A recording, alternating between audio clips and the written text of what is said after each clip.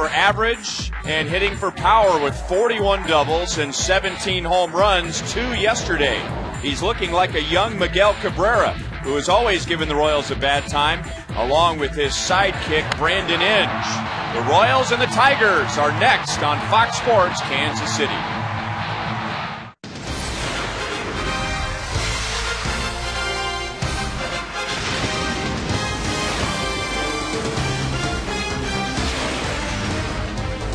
Of September call-ups is complete, and Alex Gordon is back with the Royals, but he is not in the starting lineup tonight as the Royals begin another series against a first-place team in the American League, the Detroit Tigers.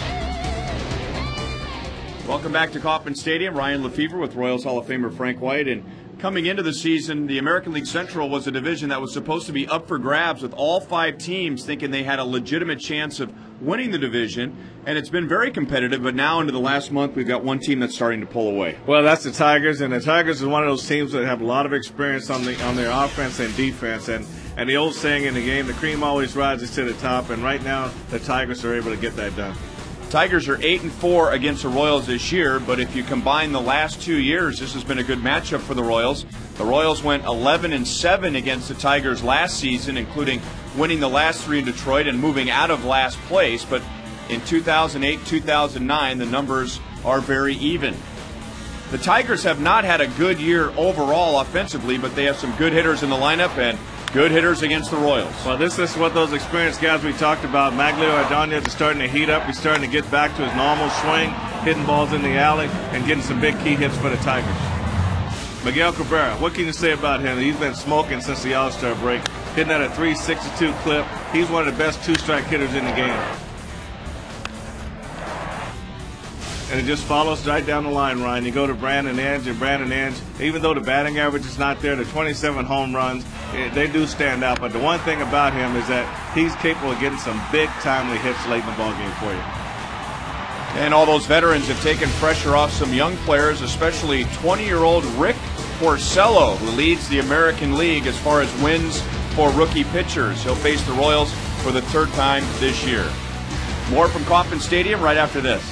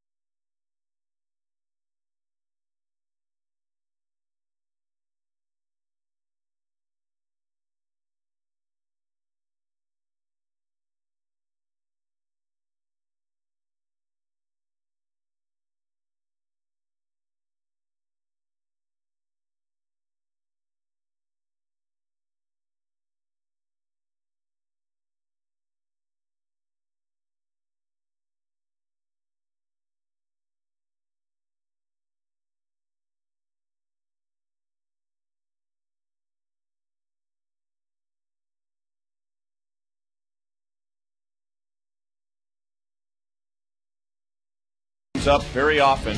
Is Billy Butler going to hit more for average, or is he going to hit more for power? Right now he's doing both. I think he's going to do both. The way Billy's taken to that number 3 spot, right now I think the number 1 and 2 hitter ahead of him and another hitter behind him, he can only get better. Now these are Royals hitters in history that have had at least a 300 average and at least 60 extra base hits. And Billy almost right in there with Jermaine Dye, Johnny Damon, and Mike Sweeney and Carlos Beltran. He needs just one more extra base hit and one more tick to his batting average. Here's a Royals batting order tonight presented by M&I Bank. No big changes. Mitch Meyer will bat second again. Brian Pena will catch for the 3rd consecutive game, and Josh Anderson, the former Tiger, will be in center field. They'll be facing 20-year-old Rick Porcello for the 3rd time this year. Here's the Kia pitching report. In his rookie season, Ryan, 12-8, Porcello's done a great job. You got to watch out for Mark Tien. The rest of the Royals are 6 for 39, so that sinker's going to be working good tonight. So last road win is June 18th, so maybe that'll bode well for the Royals tonight. You know, he talks so often about David DeJesus and his chances of winning a Gold Glove, but Mitch Meyer has really given the Royals what they were hoping for in right field, not only running balls down, but throwing runners out. He had his 11th assist yesterday against the Angels. The Royals and the Tigers, the first pitch is next.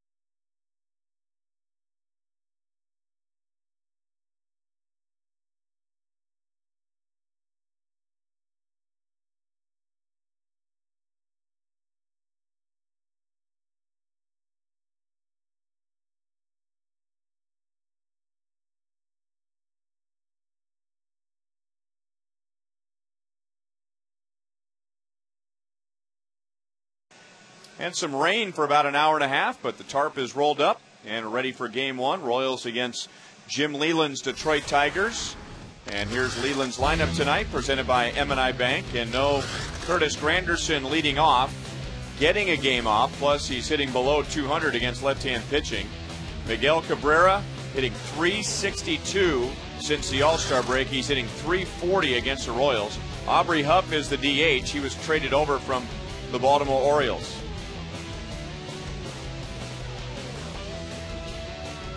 And they will all face Bruce Chan, who's making his first start since August the 6th. Bruce Chan, Ryan, is just trying to give the Royals something in that starting rotation with Gilmesh and Bannister being down. And he just basically got to get out there and just keep everything down, make his pitches, and get deep in the game. And the Tigers will be facing 3 Royals pitchers who have not spent a lot of time in the rotation, with Chen tonight, Robinson Tejeda tomorrow, and Lenny DiNardo on Thursday afternoon. So Ryan Rayburn leading off.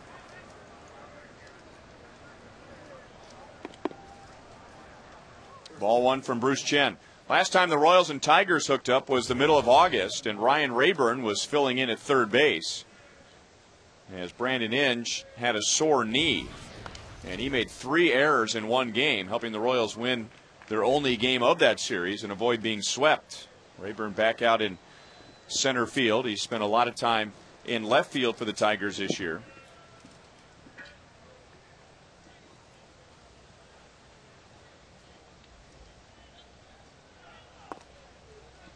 And Bruce Chen's ahead, 1 ball, 2 strikes. I think it's probably 2 things that really get a player and offense and defense, Ryan. If you strike out 3 times in a game, if you make 3 errors in a game, I mean, it's like deflating. You don't sleep very well.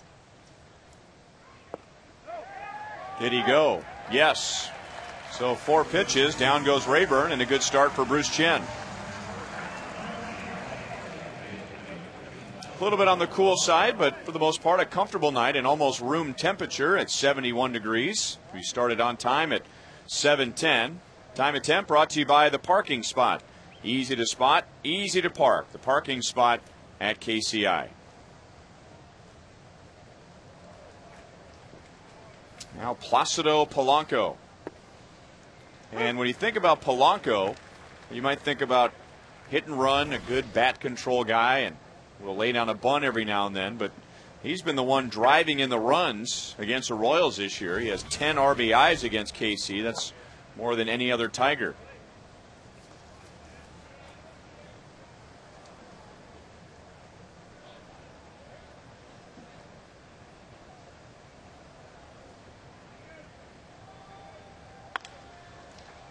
To the opposite field, as he does so often, and Alberto Callaspo throws him out. So 2 outs for Bruce Chen. Here's more on him with the Kia scouting report. We just got to keep the ball in the ballpark. When he pitches up, Ryan, he has a chance to give up home runs. 8 homers allowed in his 8 starts, and this needs to keep everything down, fastball, changeup, and get deep in the games.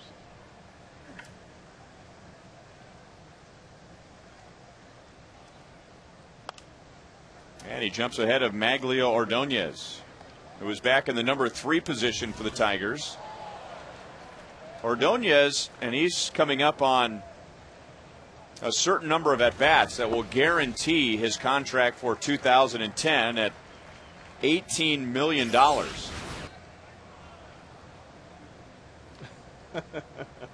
He's battling against himself.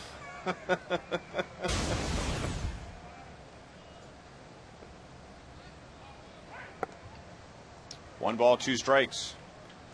I always say the cost of a baseball versus the 20% that you got to pay on surgery doesn't balance out too well. And that's hit hard to right and drops in front of Mitch Meyer. So Ordonez not hitting for a lot of power. He only has 7 home runs, but starting to work on his average.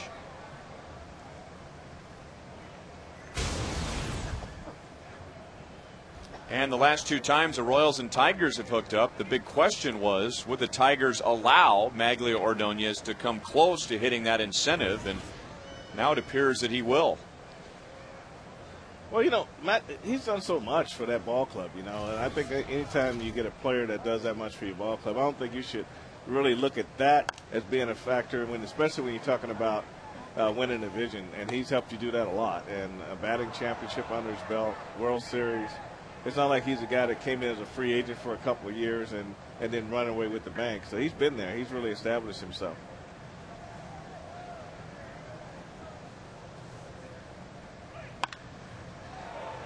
Fair ball. Ordonez to third. Cabrera's into second with a double. So with 2 outs and nobody on, back-to-back hits and 2 runners in scoring position.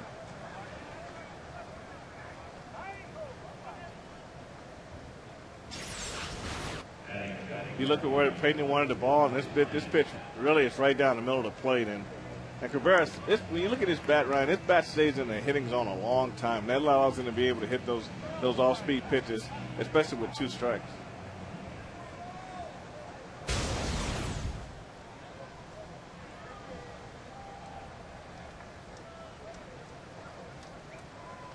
And now Chen will face Marcus Thames, who has homered 13 times this year, and Bruce throws strike 1. But Thames is one of those guys that he definitely has to get the ball down on. He likes the fastball up, out over the plate.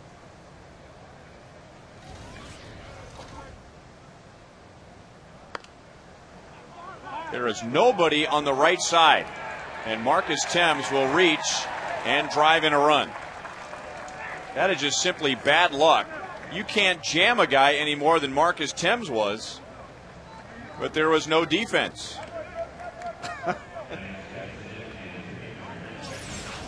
Well, you look at the defense, it's almost like a Mike Jacobs setup, and Bruce Chen really does this job. He gets the ball in there and hitting it. He should be hitting it to the defense, but I mean, this ball, he just squirted this ball right off the fist, and it's just in no man's land.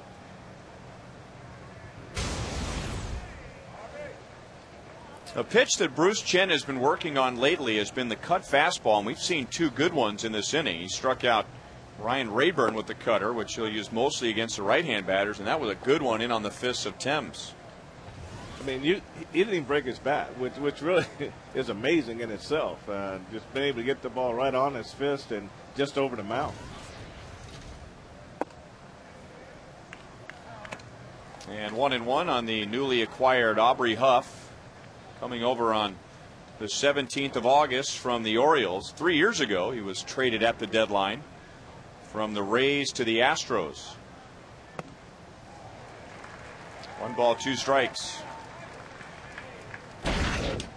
Seems like there are 3 specific needs as you start getting towards the end of the season. You might need a starting pitcher, maybe a late inning reliever, and then it seems like teams want to bat with some power. Well, from both sides of the plate. And the better your chance of winning the division, the more players you start to stockpile, because you want to be able to combat any move that the other team's going to make. So that's why some teams will take advantage of this increased roster more so than other teams.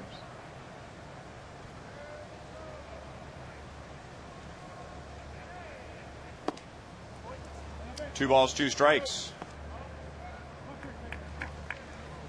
The Royals' infield defense has gone from one side to the other.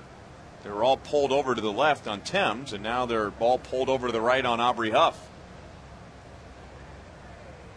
Oh, he's facing lefty versus lefty up the middle. There's a place he hit a lot of balls, but he hit right to the defense this time. So the inning is over, but with 2 outs, nobody on. Tigers get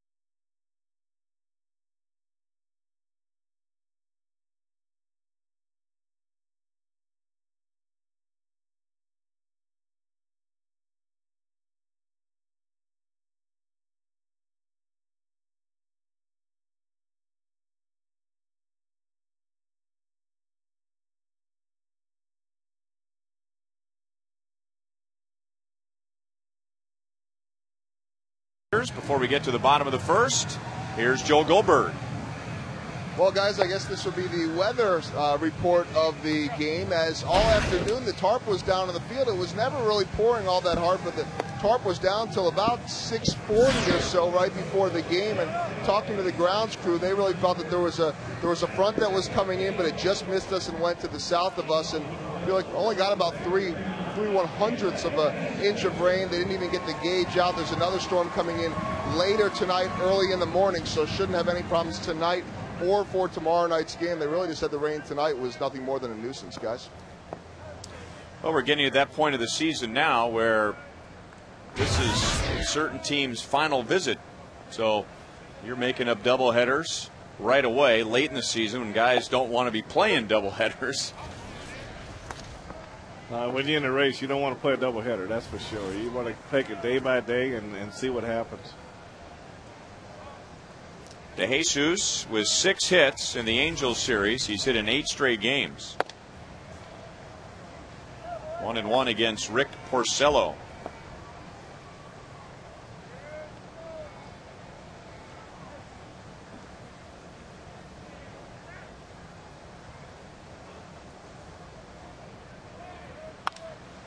And that's hit hard to left field. And Thames runs it down, 1 away.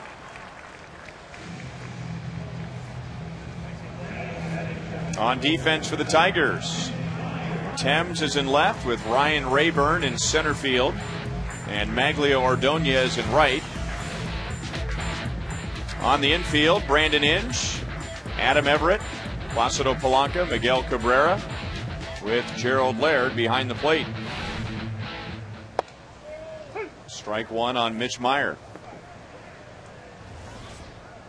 Mitch was 3 out of 11 against the Angels. Now batting at .247. This is the 3rd time the Royals have seen Rick Porcello. The first 2 starts were here at Kauffman Stadium. Royals have beat him once. Porcello has beaten the Royals the other time. And when he's on, that's what he's doing. Sinking fastball, ground balls. 2 outs in the first inning. 20 years old. 2 years ago, he was pitching to high school hitters. First round pick in 2007. He was the 27th overall pick. You'd have gone much higher than that, but his agent is Scott Boras, and Boras warned several teams, if you want to take Porcello, it's going to cost you. So he dropped down to 27th. He did not play the year he was drafted. So very similar to Alex Gordon. Sat out a year, played 1 year in the minor leagues, and his 2nd year of professional baseball in the big leagues. Well, Jim Leland really battled for him coming out of spring training and promised Dave Dombrowski that he would take care of him, and so far he's done an outstanding job. He actually got his baptism against Kevin Youkilis when he stood up for his team, and Kevin charged him out and actually did okay. He ended up on top, so that's a sign of good maturity too. And a 9-pitch first inning.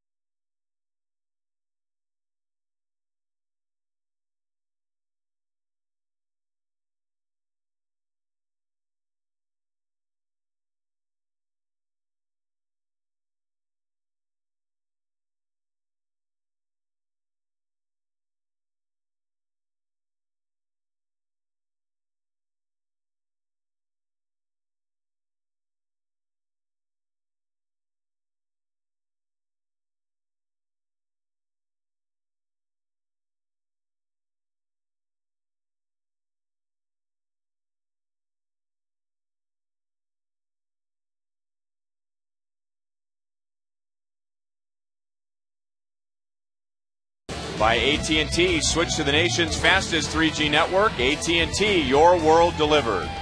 And by Colorado Tourism, plan your summer vacation at colorado.com. Billy Butler hit the other side of that building yesterday with his first of 2 home runs against the Angels, 442 feet. Bruce Chen giving up a run on 3 hits in the first inning. Off the end of the bat, Brandon Inge to Andy Van Slyke. Inge hit a game-winning grand slam for the Tigers on Sunday in Tampa Bay. They swept a 3-game series. Drilled to center, but right at Josh Anderson. 1 away.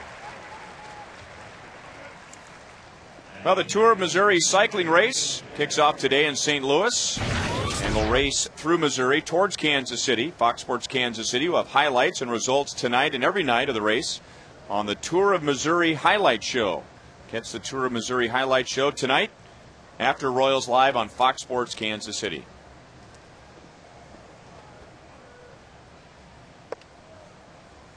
Strike on Gerald Laird, who is 0 for his last 12, and when hitters aren't hitting well and they can bunt, you have to be ready for the bunt. But Mark Teahan very deep on the left side. The Royals are not concerned about that. 1 ball, 1 strike. Well, he will make that attempt, and he does a good job of going the other way. So he's in a slump now, but he does have a solid approach to hitting.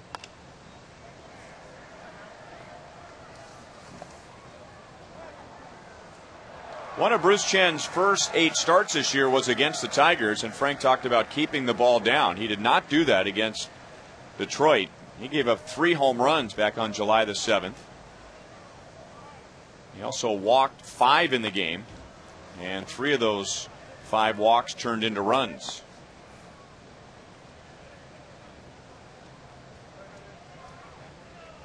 A lot of times you got a guy that can go the other way like Gerald Laird. All of a sudden he starts to try to pull the ball a little bit too much, and before you know it, the average is going down, and you can't really change things around when you really want to. You got to really keep working at it.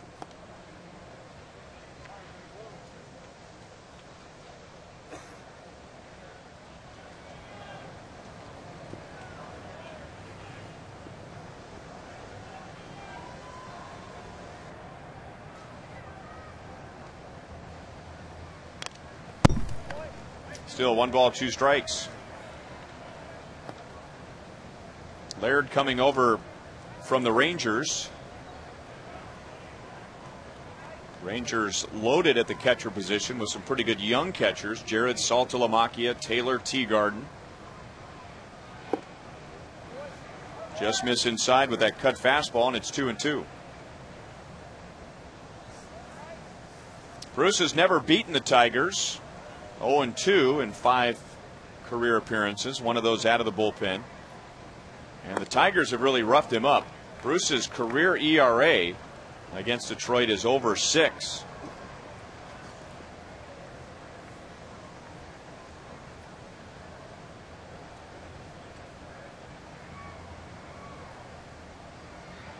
That is a well-earned walk.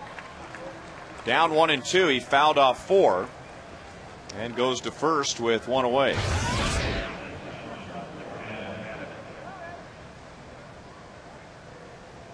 Now, I remember Adam Everett really being a thorn in Bruce Chen's side when Bruce faced the Tigers back on July the 7th. Twice, Bruce Chen walked Adam Everett, the number 9 hitter, and both times Adam Everett ended up coming around to score on a home run.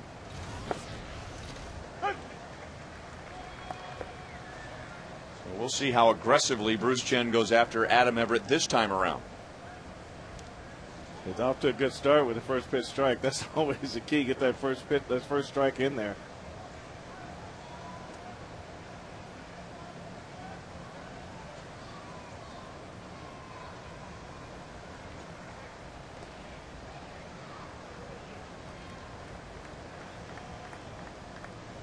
Adam Everett, just like Gerald Laird, is a good bunter and will lay one down every now and then for a hit. He leads the American League in sack bunts. But right now, Bruce Chen not thinking about a bunt for a base hit. He's thinking the Tigers might try a hit and run. Well, and he will throw it at as many as 3, maybe 4 times before he comes to the plate.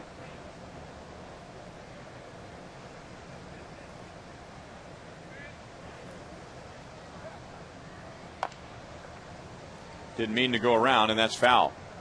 No balls, 2 strikes.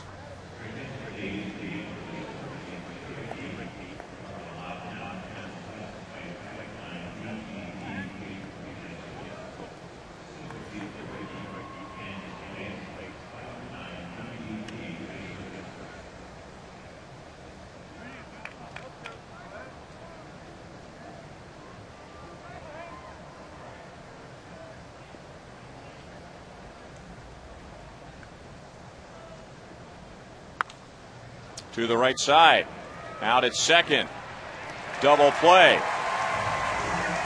This time Everett does not hurt Bruce Chen.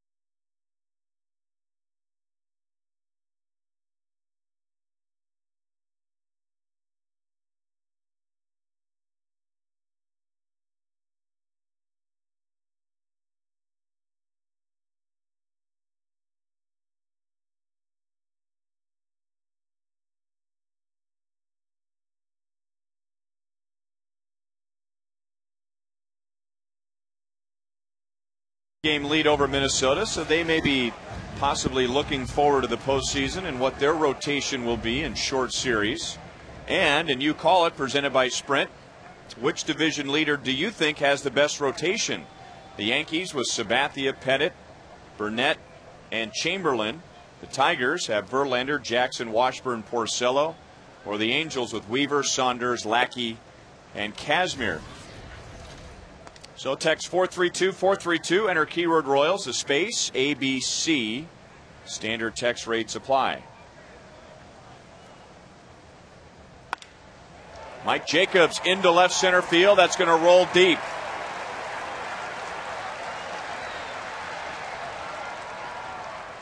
So runner at second, nobody out.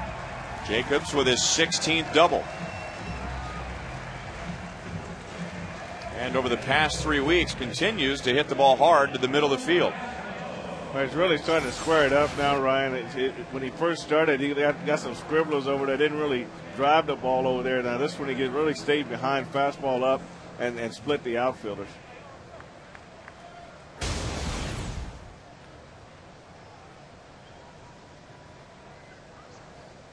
So, does Jacobs get over to third base? That's the job of Alberto Callaspo. Jacobs, by the way, is coming off a good series against the Angels. He had 5 hits, a couple of doubles, trying to put things together in the final month of the season. Callaspo swung the bat well against the Angels. He missed 2 games because of a sore ankle after a foul ball. Well, it was 4 for 8 with a couple of RBIs. And a line drive into right field. So not only does Jacobs get to third, but Cayaspo reaches. First and third, nobody out.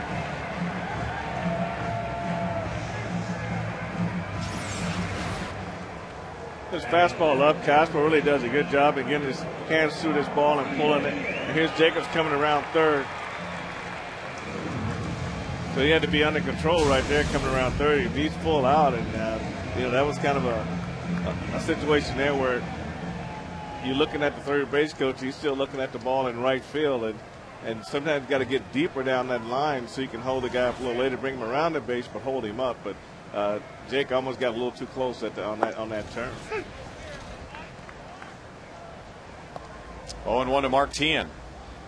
It was at third base. Alex Gordon back with the Royals now, but Trey Hillman wanted to give Alex 1 day after a long travel day, getting from Round Rock, Texas, where Omaha finished the season yesterday. Then they flew back to Omaha, and then Alex had to travel from Omaha to Kansas City. Now, the difficulty Trey has is how do you get playing time for both Alex Gordon and Mark Teahan? The easy solution would be to move Teahan out to right field, but the Royals still want to get a look at Mitch Meyer with Josh Anderson in center field.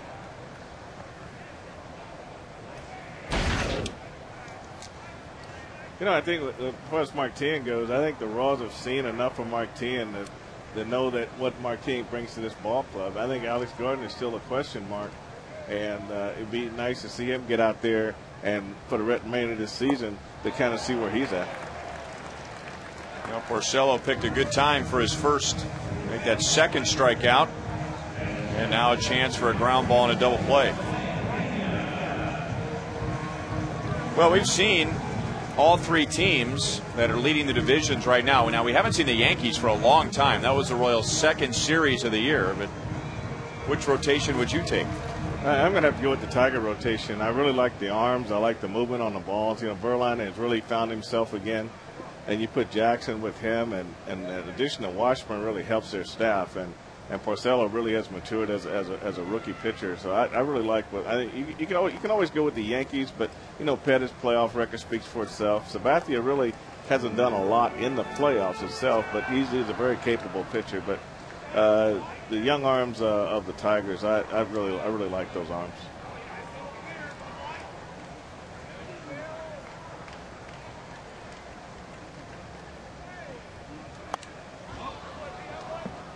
Oh, and 1 on Brian Pena, who is facing Porcello for the first time. Well, depending on how the off days line up, some teams will get through the playoffs with just 3 starters. Some will use a 4th. But there have been a lot of teams who only need 3. So you might need 4 or 5 to win the division or get to the postseason if you're the wild card entry. But once the postseason starts, you really only need 3 good starters. There's the Cuban Ichiro getting one past Inge at third and tying the game. Brian Pena driving in his 15th of the year.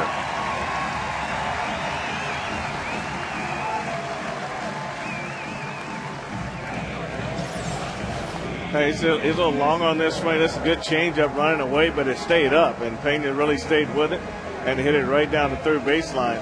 You see his hands out front, changeup's up. He gets a good part of the bat on it.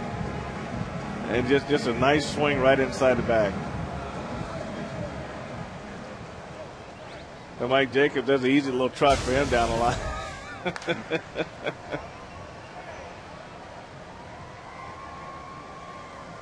And now second and third, 1 out. The infield is back, so a well-placed ground ball for Yuniesky Betancourt could put the Royals in front.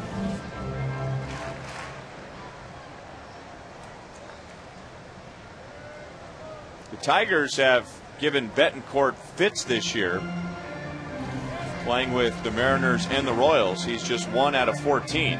So they have known how to pitch him effectively this year. And Gerald Laird and Rick Porcello, if they remove their gloves, they might have a little shorter conversation. They're going to go and talk about it again. One of those conversations that just wouldn't quite end. I think back when we only had 41 games on television, and And no cable and that type. I don't think guys covered their mouths back in those days.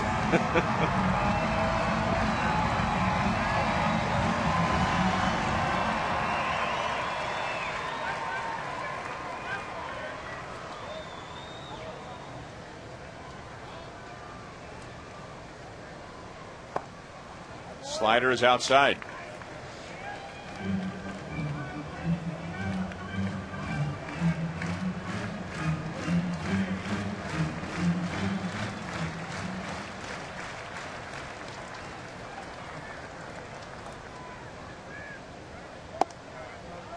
Two-0.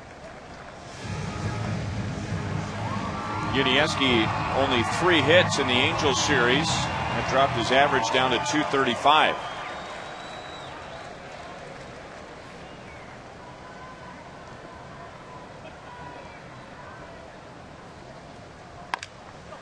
That'll get a runner home.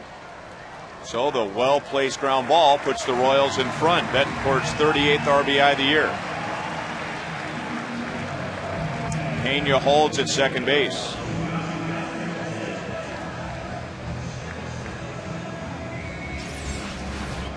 That's really all you have to do there. You get those middle infielders back, and you get that ground ball. You got to go on now. And the play is at second base. You still have to make sure that ball is hit to the right side before you go over, because you don't want to run into an out. So Brian Pena really did a good job of reading that ball and getting back to second base. And now the former Tiger, Josh Anderson.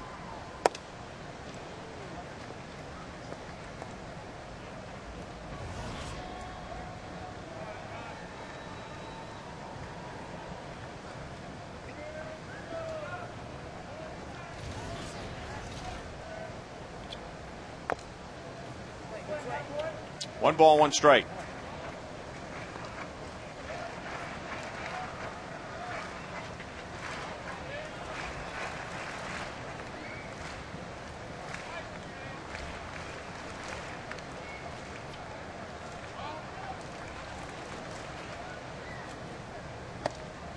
Porcello had a very easy first inning.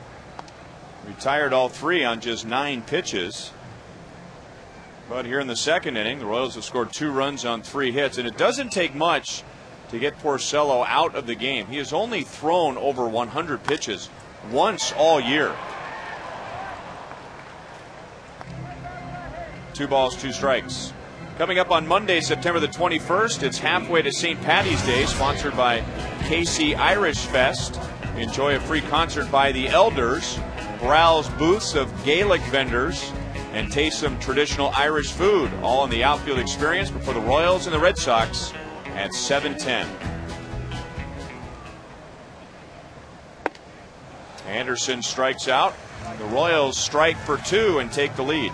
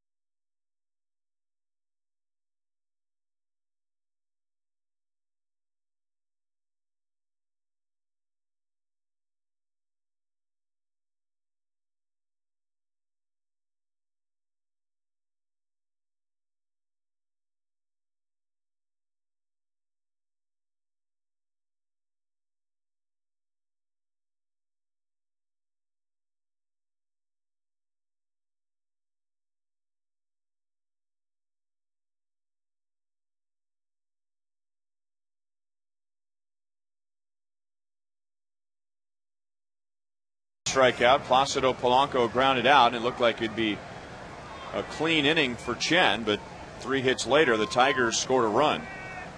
And the Royals just got him 2 in the bottom of the second. So the top of the order again, Rayburn, Polanco, Ordonez.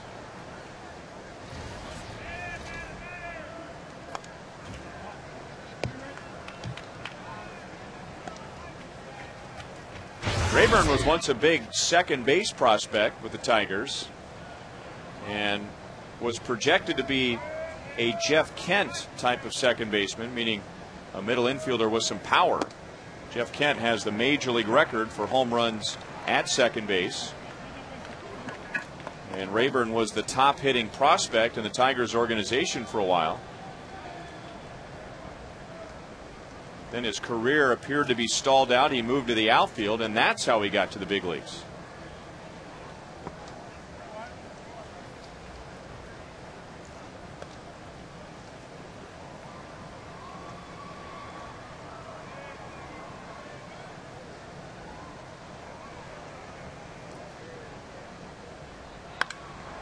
Belted to deep left field. So Rayburn gets Chen back and ties the game.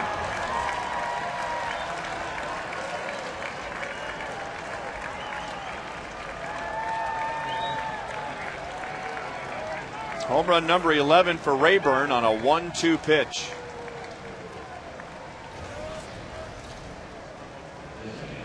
I'm sure Bruce Chen wanted to make a better pitch on 1-2. He needed to get that ball inside. He left it right out over the plate, Ryan. It looks like that little cutter that just didn't do anything, but just stayed right there. And he really got the hit out. Stayed back on his backside, and that was a no-doubter from the first when he left the bat. That's kind of what we talked about on numerous occasions this year, seizing the momentum of the game. And you know, you come out, you go up by 1 run, and then you got to come back out and put a 0. And that is pulled past Tien. De Jesus on it quickly. Polanco to second base. Didn't quite get him. So a home run and now a double. Polanco's 29th of the year.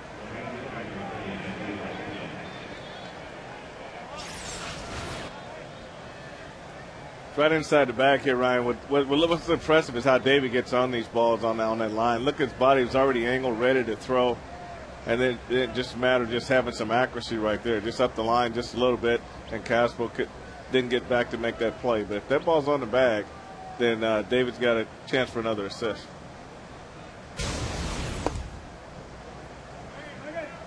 Now, is there a reason there why he gets away from the bag as opposed to just staying back at second base?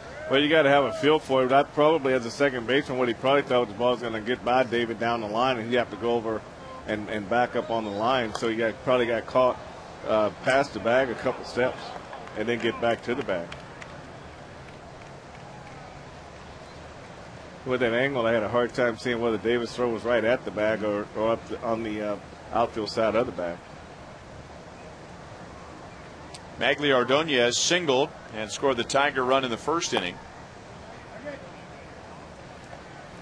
We'll take another look at it here, Ryan, and see if it was in fact a throw off line or whether an infielder off line.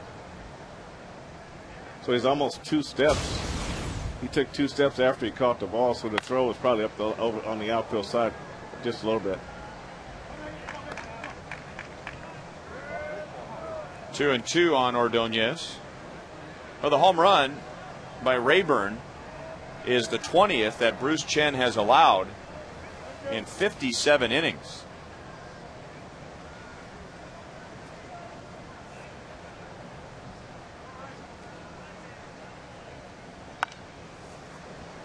Still 2-2 on Ordonez. 2 years ago, Magli Ordonez won the American League batting title. He hit .363. Last year, he was 5th in the league at .317.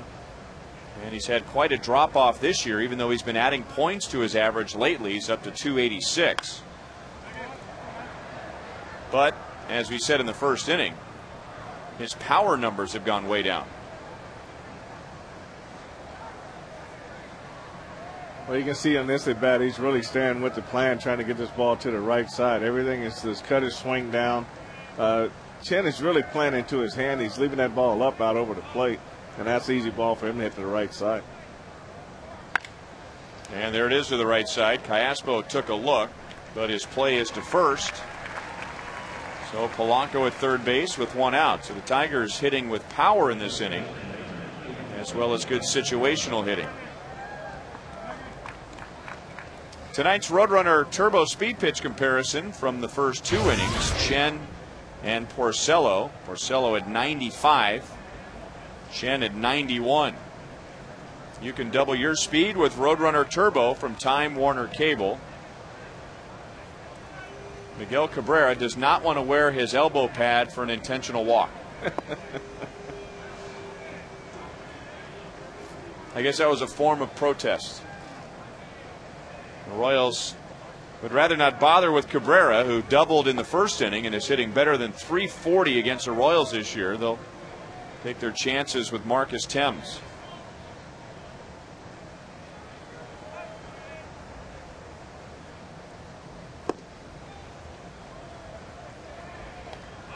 So first and third, one out.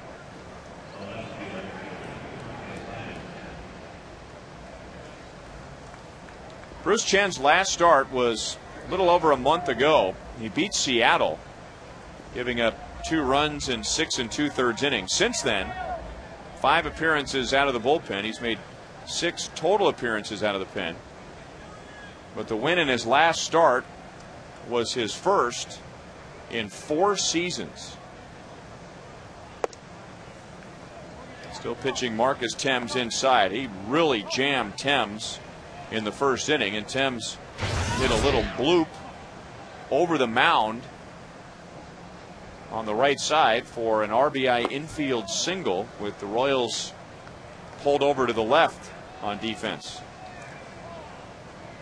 He's one of those guys that if you can get it in there, you're gonna have success. But if you miss, then chances are he's got you, because he's looking to pull. That's the only thing he does when he goes up there.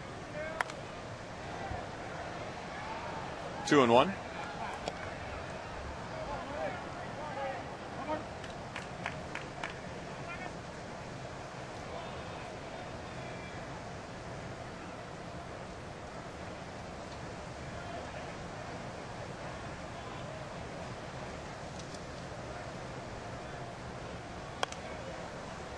Two and two. Thames out there in left field tonight, with Ryan Rayburn moving to center and Curtis Granderson getting the night off. It's almost like Thames is sitting change up or something off speed. Those fastballs are really beating him out over the plate, and I hope if they can recognize that to stay with it. Another fastball. I guess Thames figures he's quick enough to catch up to the fastball, but worried about his ability to slow down with something off speed. Well, that's probably true, but that's where the recognition of the catcher and the pitcher comes in. If you got him beat with the fastball, then you stay with it until he makes you change.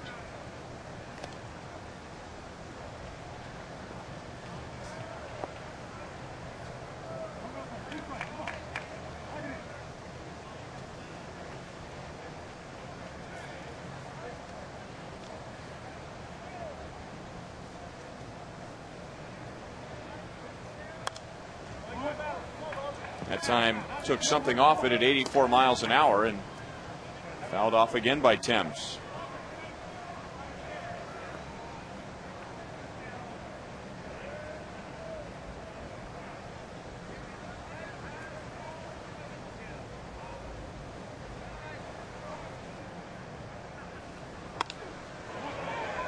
And off speed again is driven deep enough to right field to put Detroit in front.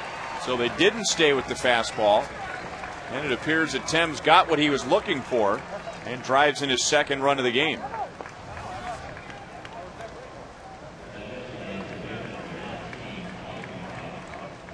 Very good recognition by Frank White.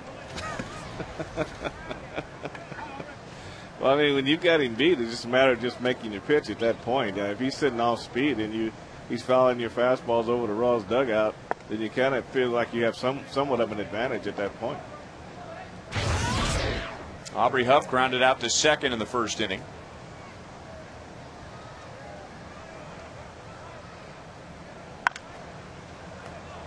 Butler's got it on a big hop. Inning over. Tigers with 2 to regain the lead.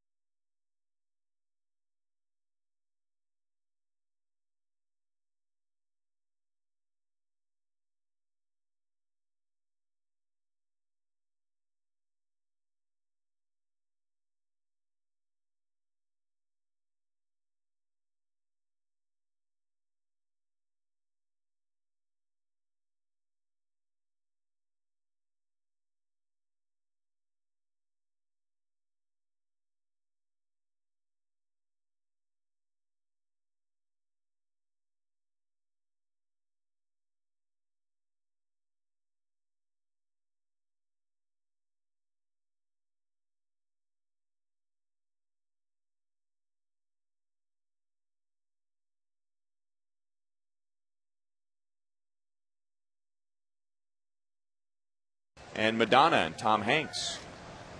There's no crying in baseball? No crying in baseball. As only Tom Hanks could say, there's no crying in baseball. Oh, my goodness.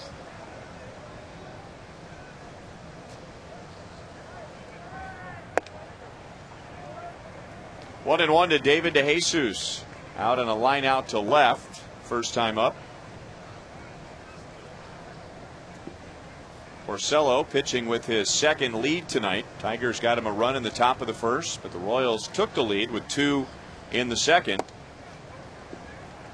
And now the Tigers with 2 in the third against Bruce Chen. 20 years old.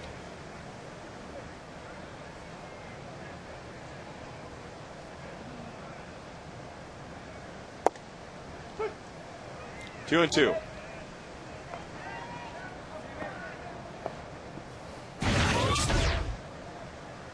Porcello tied with Jeff Neiman, who threw his first major league shutout against the Royals earlier this year. One more than Ricky Romero, the Blue Jays. DeJesus strikes out looking, and that's 4 strikeouts for Porcello. This Saturday, 2 Big 12 football teams from our Royals viewing area will play on pay-per-view. Nebraska plays Arkansas State, and Missouri takes on Bowling Green. Access your digital program guide or call your local cable, satellite, or fiber optic provider to order. Meyer trying to bunt his way on, grounded out to second base in the first inning.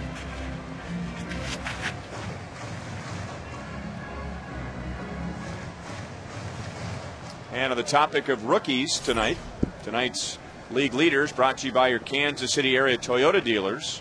Most outfield assists by rookies this year, and Mitch Meyer with the lead in that category, both American League and National League, over Andrew McCutchen, the exciting center fielder for the Pirates. Here's the assist that he had yesterday on a throw out at third base of Kendry Morales. Still no balls, 2 strikes. Well, the Royals need to figure out what they're going to do in center field. If somehow they could have David DeJesus in left and Mitch Meyer in right, they might have two, as they like to say, plus outfielders as far as range and arm. Well, the one thing that both guys do is they really back up well. Mitch and David both back up the bases well, and they both get behind their fly balls when they have to make throws on tag plays. So fundamentally, both guys are in pretty good shape. Second time that Mitch has grounded out to Polanco. Josh Anderson will get a long look in September in center field. Nobody runs like Josh Anderson does, and center field is his natural position.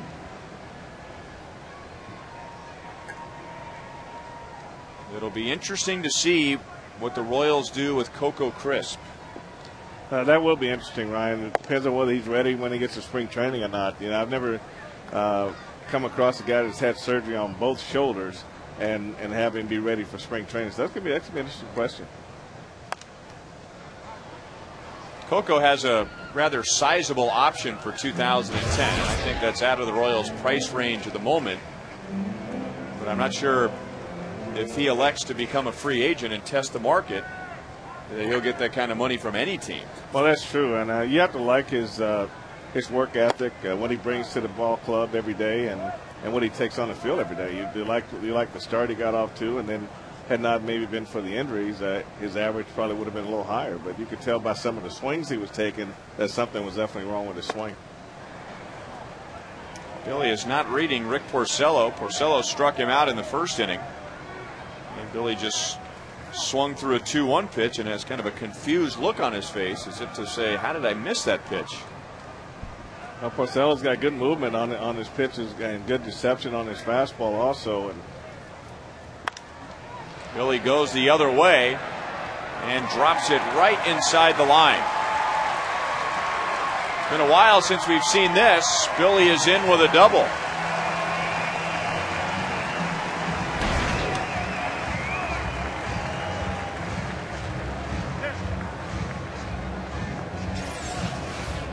Well, you look at the previous pitch here, Ryan, and this is up a little higher in the zone, and that's a little bit too high for Billy. Now on the hit, the ball's down about 3 or 4 inches, and he stayed with it, and he has the ability to keep that ball fair from line to line, and that's why Billy Butler is hitting the way he's hitting right now. And with his 42nd double, that puts him into a tie for third place in the American League with Dustin Pedroia, and that also makes him the tying runner with Mike Jacobs at the plate. Jacobs doubled his first time up. That was leading off the second. And along with Alberto Callaspo coming around to score in the Royals' 2-run second inning. I think what Billy does when he hits the ball to right field that I really like, a lot of guys hit the ball to right field, it's going to slice a little bit. That ball just stayed straight. And he hit it down toward the end of the bat and still was able to keep it on a straight line to right field. Nice stop by Laird. How does that happen? Because some hitters not only will do that going to the opposite field, but other guys will pull the ball and it just never hooks. It stays straight. Well, that's one I don't have an answer for. Other than the fact that, he doesn't roll his wrist early. I mean, a lot of guys, when they roll their wrist too early, then it'll make them hook the ball a little bit more. And the slicing, if you get that lead, that bottom hand out there a little early and create the bat angle, then that ball will slice off the bat a lot faster than if you stay with the top hand above the ball as you go through the ball. How was that? Sure. It makes sense what you said. I don't know if I can go out and do it. I couldn't do it either.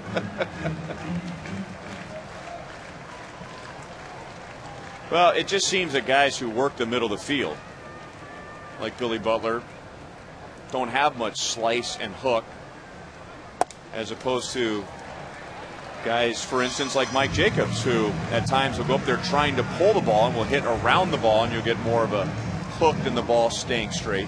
Right, sometimes when we show the close-up of the slow-mo of the hands coming through the zone, if you watch Mike Jacobs, his top hand will start to rotate right at the point of contact with the ball, which makes him pull the ball and roll over on a lot of balls. When he stays behind the ball, he doesn't do that. And with Billy, you watch the hands go through the ball first, and then the top hand comes over. So Porcello in some trouble here in the third inning.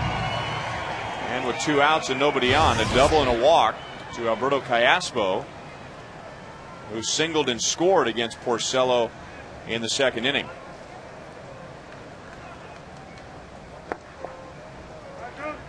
Callaspo homered against Porcello earlier in the year, and it was his first major league home run, and that was 7 home runs ago. 441 career plate appearances without a home run. It was the longest drought in the major leagues.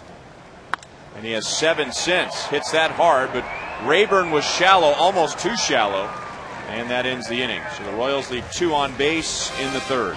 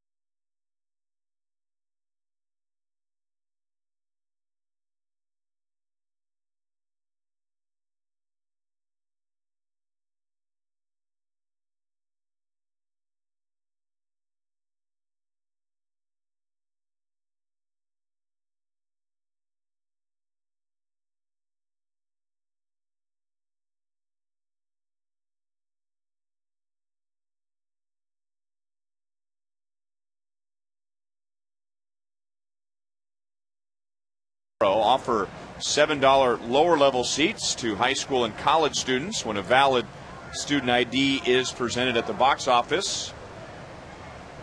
And tomorrow's Pink College Night includes a happy hour with concession specials in the outfield experience. Brandon Inge with 27 home runs just got underneath it. De Jesus with a 2-hand grab, as you should always catch it. Out in left field, Inge is 0 for 2.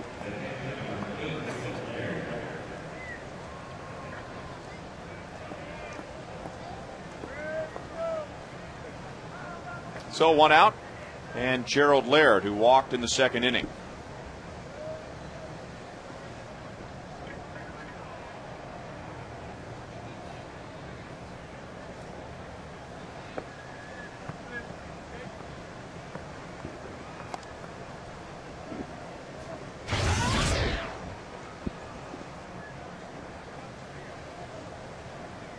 When the Royals were in Detroit in the middle of August, we got a long look at Alex Avila, the rookie catcher who was drafted last year and is in the big leagues now as the Tigers' backup catcher, and the son of Al Avila, longtime member of the Tigers front office. That fan is getting booed badly because he just took a ball away from a kid.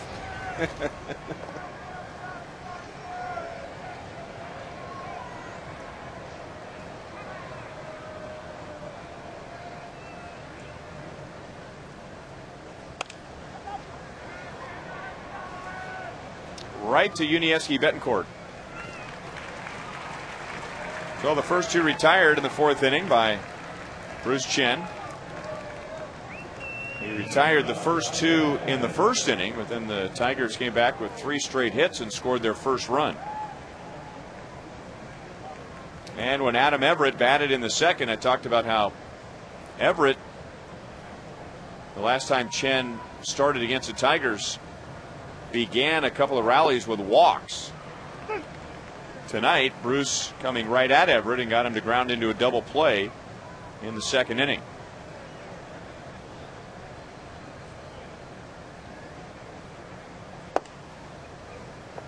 One and one.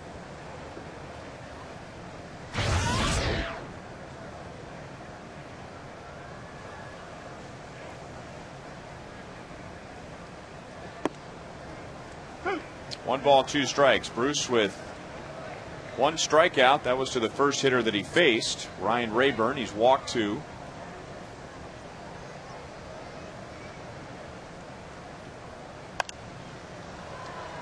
Still 1 ball, 2 strikes.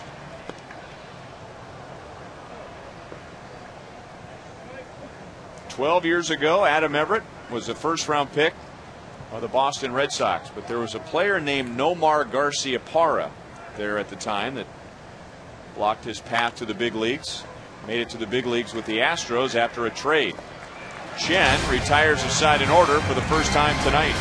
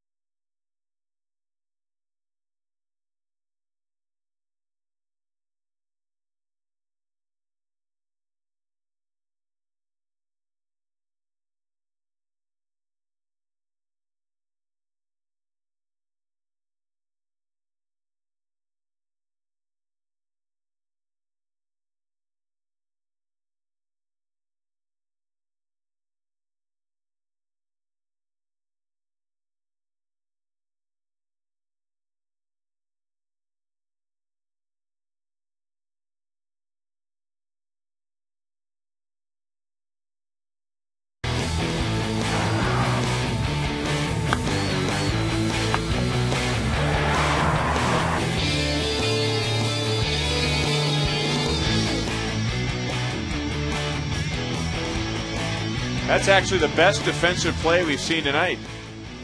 Not really. Rick Porcello needs 1 pitch to get the first out of the bottom of the 4th. Martin is 0 for 2.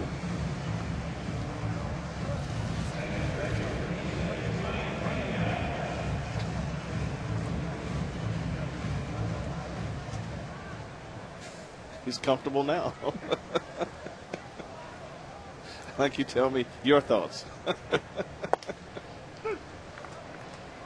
Well, first of all, to baseball, you played for 18 years. I grew up around the game. So our thoughts about the importance of getting a baseball is different than the common fan. I will admit that right away. But so I understand when you want to get a foul ball or a home run ball and tell all your friends and family about it.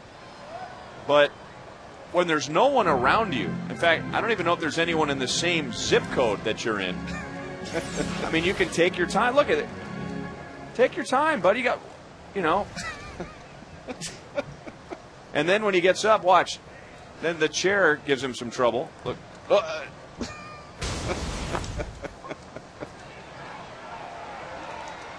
Laird throws out Brian Pena, who had an RBI double in the second inning.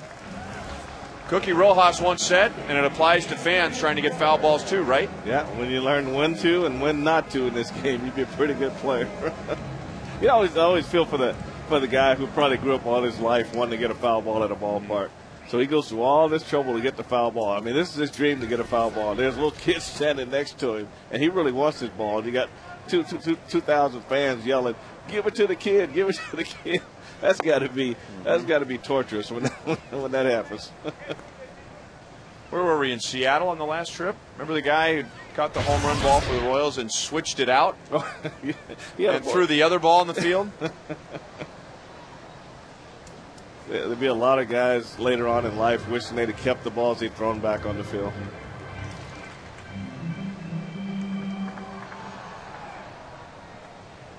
But we've seen some very acrobatic movement over seats, over rails, just to get the ball. And I saw some great catches this year also. Acrobatic is one word you could use. Well, if they get him walk away, it's acrobatic. Back to Porcello, who almost got a little too cute and throws out Betancourt.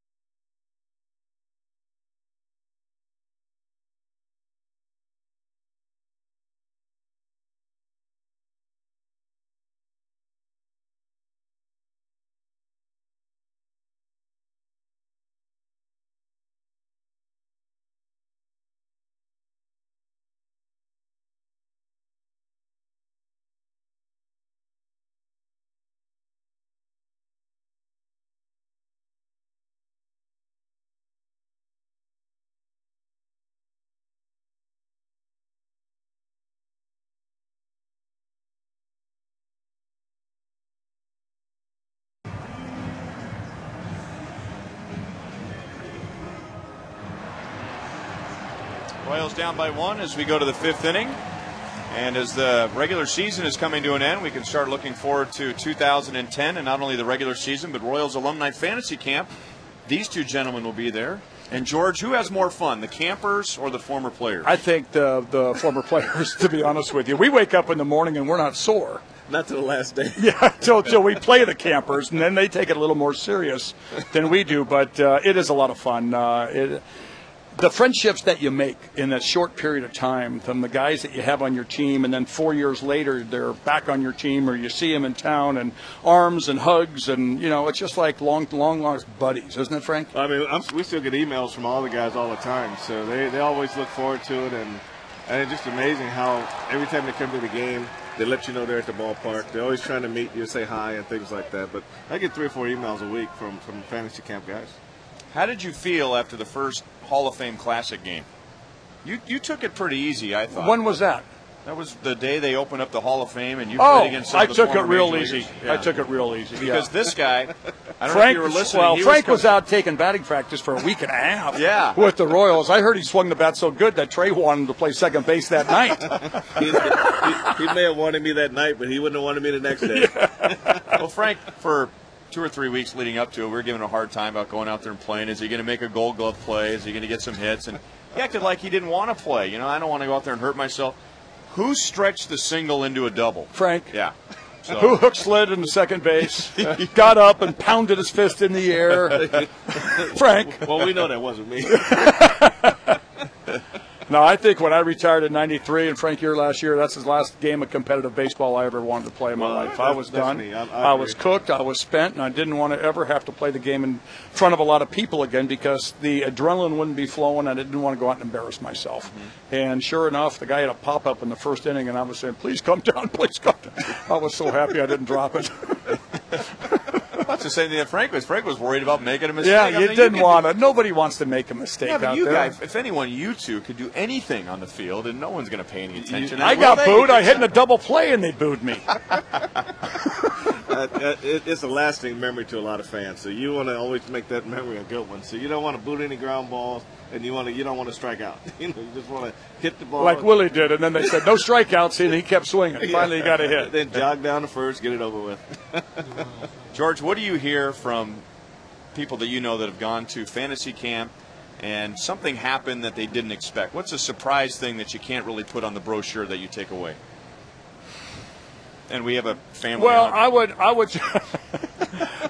would just say that the friendships that you meet. I mean, a lot of these guys will come down with one or two of their buddies and really not know anybody else. And after being together for 6 nights and playing in games, you become very, very close with these people. And it's the friendships that takes you 6 days to make. They're your friends for life. And I think that's the one thing that is something so special. It's just the camaraderie you have with your team. Some guys, Frank will admit, they go out and they try a little too hard in my estimation. You know, they try to stretch singles to doubles. They keep their batting average. They got their slugging percentage. They know how many RBIs they have. It's not about that. It's about being with a team, playing baseball, and maybe your wife or your grandfather or your father's in the stands or your kids and sharing something that they haven't done since high school. You know, the last day is the best day. That's when everybody gets to sit in the stands and watch the other team play. And that's when they take their pictures, and that's when they have a good time. Now, to me, that's where it all comes together is that last day. And this is when they get to actually pitch against us and get to catch the balls that we actually hit and what we actually pitched against those guys throughout the week. So I really like it, and I like the fact that they see us having a good time, too. And, you know, a lot of times when we hit a ball, they don't catch them. And that's okay, More right? so than catch them. So don't feel like you have to be a really good player to come to fantasy camp. You don't. All you have to do is have respect for the game and a love for the game of baseball. And if you do those things, even if you've never played the game before, which people have done that, they've never played baseball before, but they just love watching it. They come and play, and they have the time of their lives. So, John Watson, my co-coach.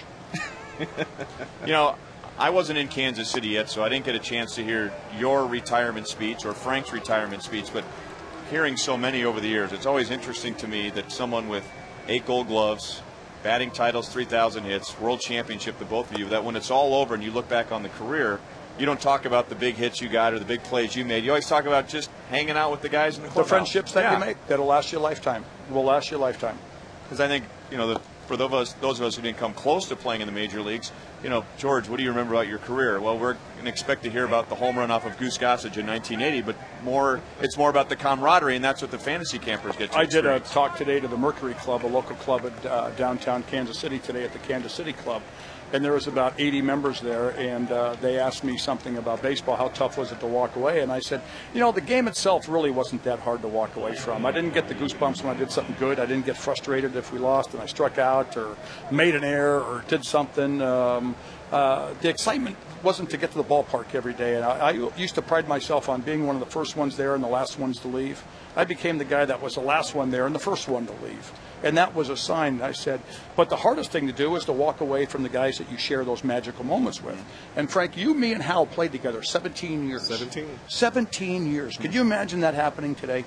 No. 3 teammates and integral parts of that team playing together for 17 years. How about just one guy in a team for 17 years? Well, now they don't have to play 17 years. We had to. And you know what's really neat about the guys? We have a lot of guys that still live here in KC. And we have our alumni. We get together. We do things in the community.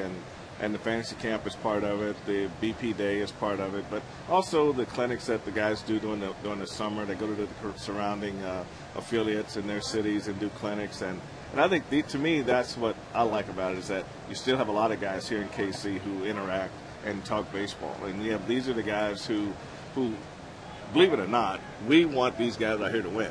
You know, because when you've gone through it, when you've won, when you've actually played in a playoff game or a World Series game, the guys who never get that opportunity, they really miss something. And it's not about the money. You can always get that, but you can never get that feeling of being a champion and having 25 guys who come out every day fighting for each other, pulling for each other, and everybody just realize that when you get on that field, we know we got a chance to win that day. And that feeling in 2 weeks ago in September where you come to the ballpark and you're nervous. Yeah. You're extremely nervous because the game means something.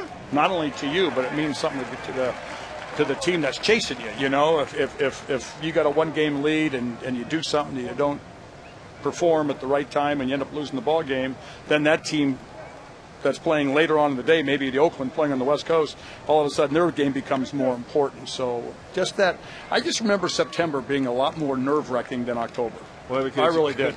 Because if you don't have it wrapped up, and you got it, we always had trouble with Minnesota late in the year, and there's those teams you play late that scare you, and you face some pitchers you've never seen before.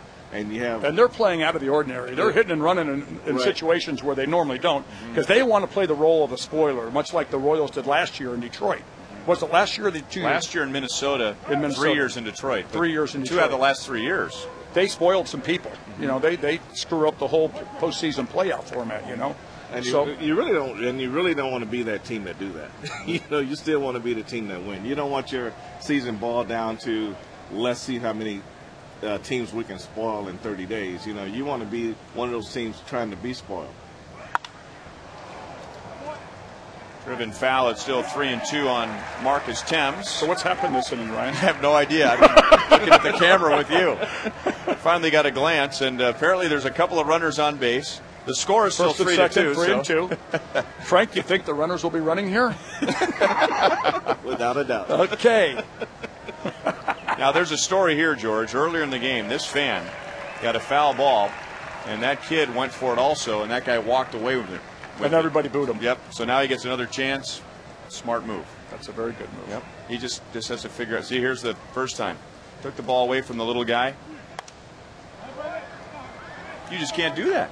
No, you can't. This game is for kids.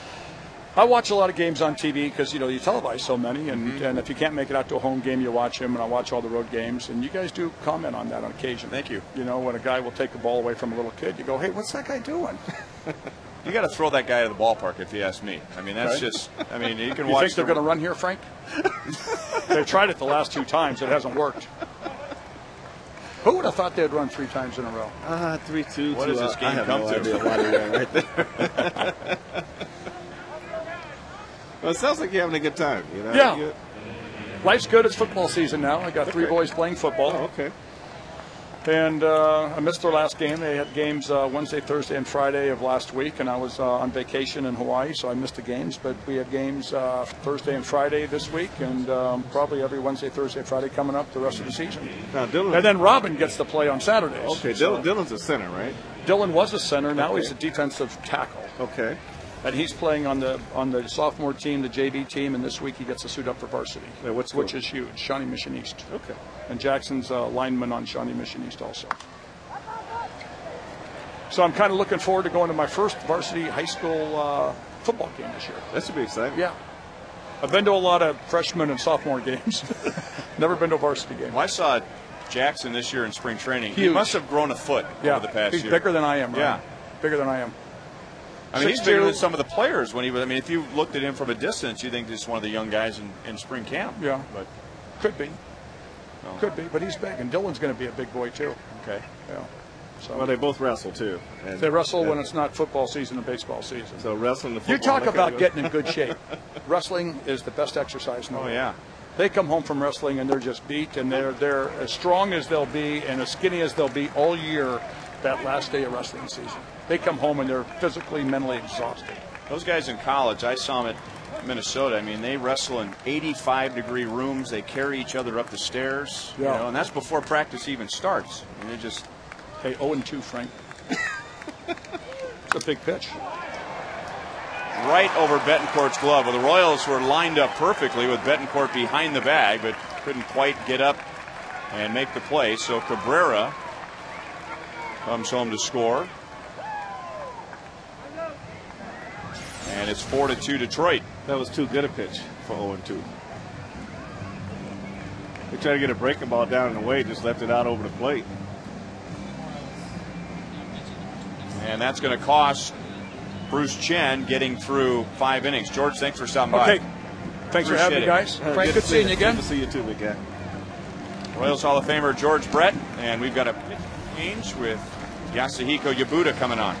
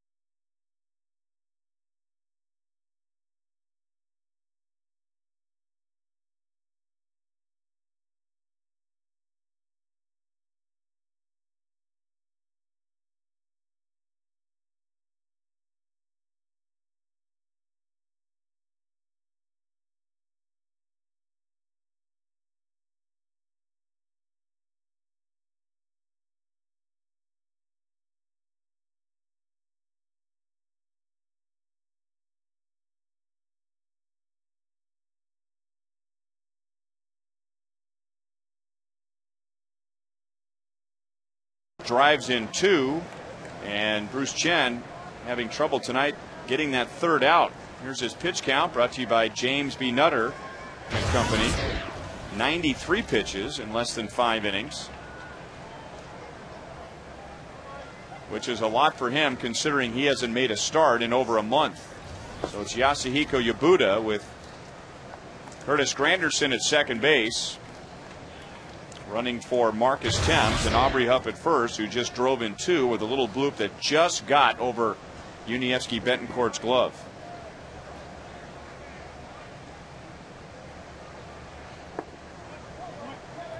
Brandon Inge, line to center, flied out to left against Chen.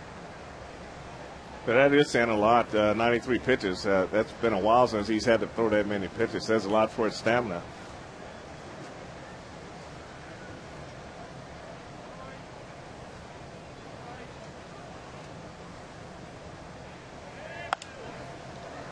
Two balls, 1 strike. Well, in the first inning with 2 outs, nobody on, the Tigers strung together 3 hits and scored their first run. And then in this inning, after the infield single and the sac bunt, Ordonez flied to right. So runner at third with 2 down.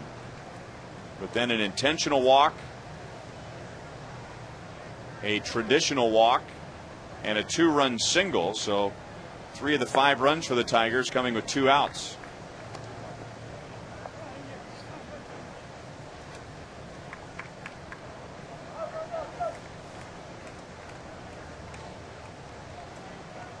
With Bruce Chen starting tonight and spending so much time in the bullpen, this is really a bullpen night. You know, it was a bullpen night right from the beginning. You knew they were going to get in the game, and they got to get a number of outs tonight.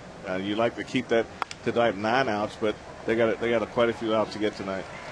Huff is forced at second base to end the inning, but the Tigers now lead by 3.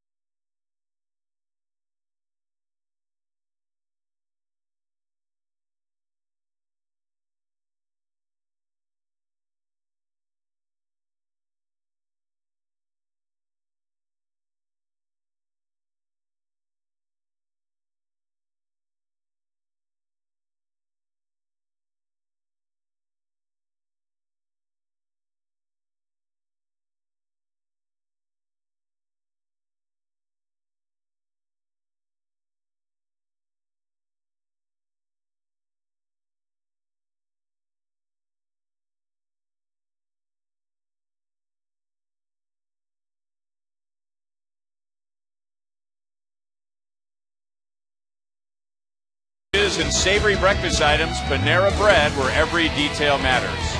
And the State of Missouri Tobacco Quit Line. Call 1-800-QUIT-NOW.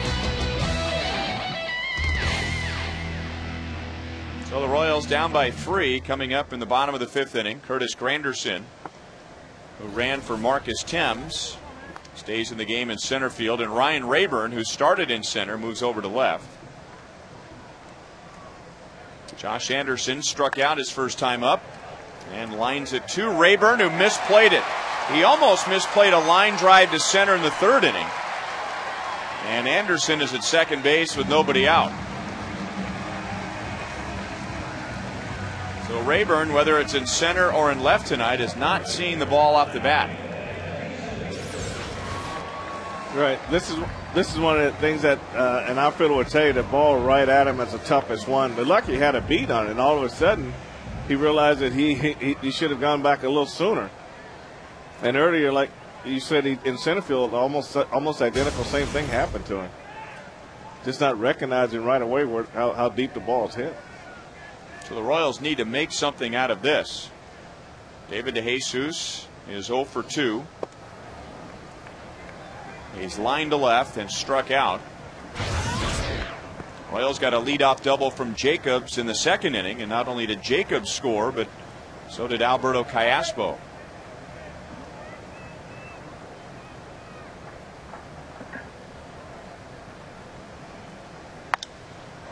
Into right field. That ball's well hit. Ordonez gets turned around, looking up into the rain, and he makes the catch.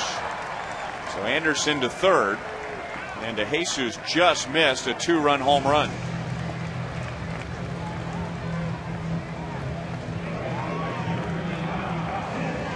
That ball had Ordonez turning all kinds of ways. On a warmer day, that's probably in the bullpen for a home run. David really stayed back and really got his hands through this ball. And you can see the wrist turning over afterwards, and Ordonez went. I mean, he really had to turn to get a beat on this one. Like you said, a little light rain falling, but David, on a different day, he's probably trotting on that ball.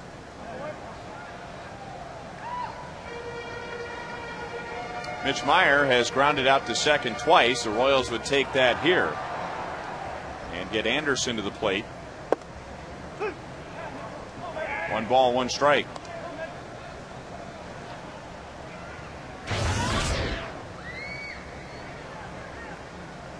The only infielder that's in is Brandon Inge at 3rd. And towards the left field corner, just foul.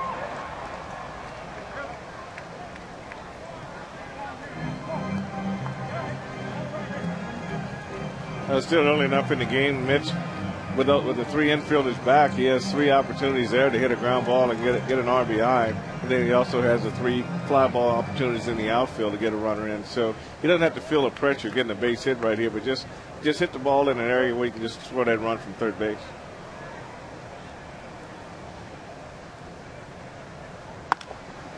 And it's up the middle and under Polanco's glove. It's a 5-3 game. Meyer trying for second, and he's in with a hustling double.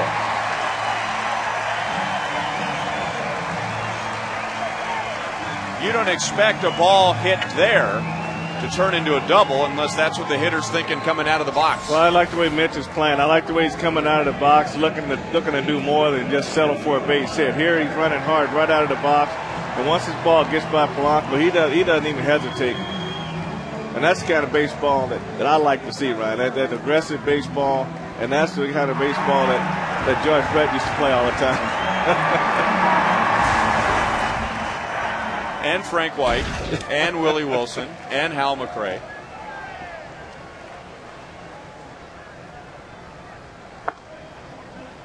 Ball 1 to Billy Butler. Struck out in the 1st, and then Billy doubled in the 3rd. And the Royals have hit 5 doubles against Porcello. Porcello's given up 6 hits, 1 single and 5 doubles.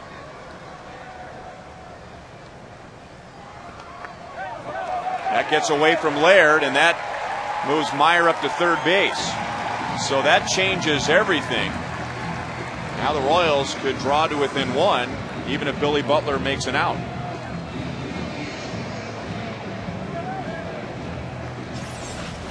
Now this was just basically it's overthrowing a slider right here. Laird went over and tried to block it to the best of his ability, but Mitch did a good job reading this ball and going down to third base.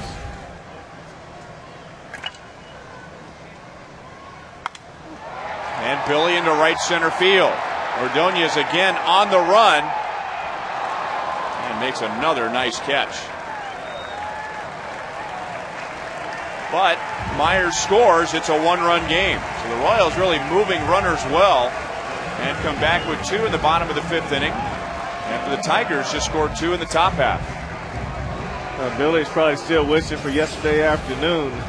The way he really stroked this ball, and it was really kind of hard to tell with the brightness of the wall out there whether or not Ordonez caught that ball, but you could see it right on the tip of his glove and how he just kept his glove up so the ball wouldn't roll out of it.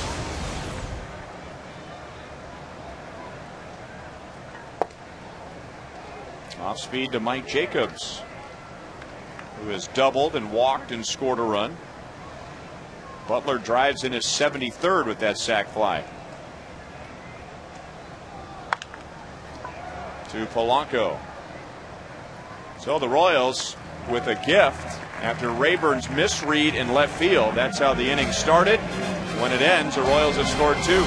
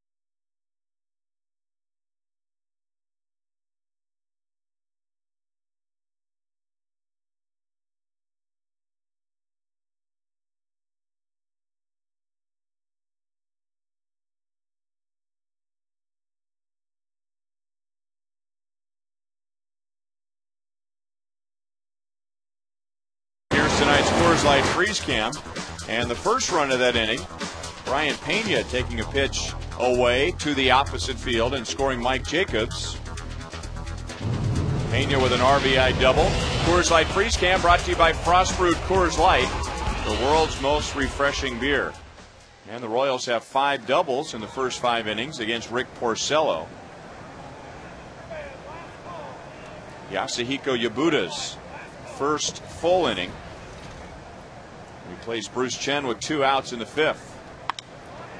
Laird into center field, routine for Anderson.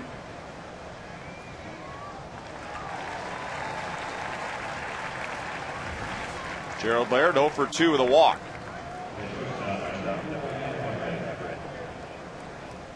And that brings up Adam Everett, who has grounded out twice, once into a double play.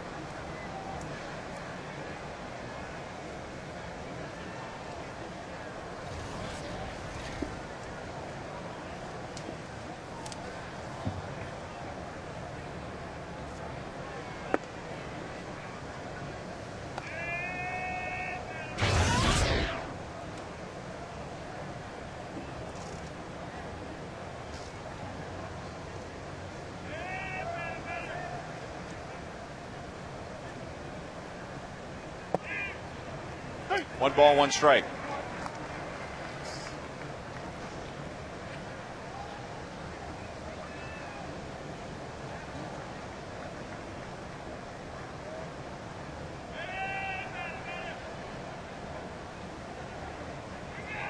And laying down a bunt, we talked about that earlier. Yabuta off the mound quickly, and a nice throw to Billy Butler. 2 outs.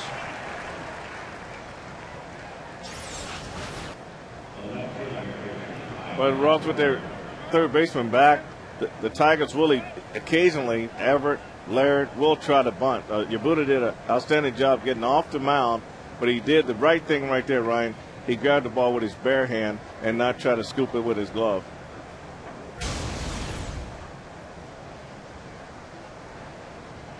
So Yabuta has faced 3, retired 3. Brian Rayburn has had 2 different nights tonight at the plate. He's done well. He's homered, has an infield single. He's scored 2 runs, but on defense, he has nearly misplayed 2 balls. Misplayed 1, and that got the Royals started in the bottom of the 5th. And that's going to be his 3rd hit of the game, so he's 3 for 4.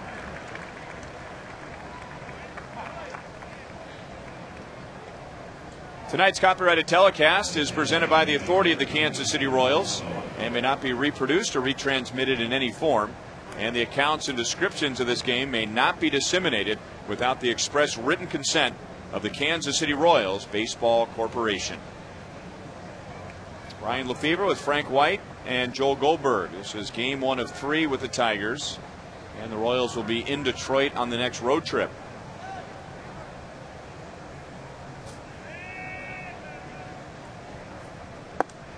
Inside on Placido Polanco.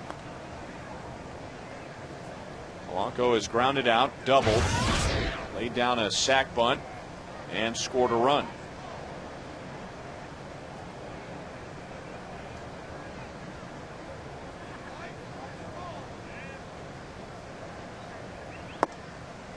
2-0.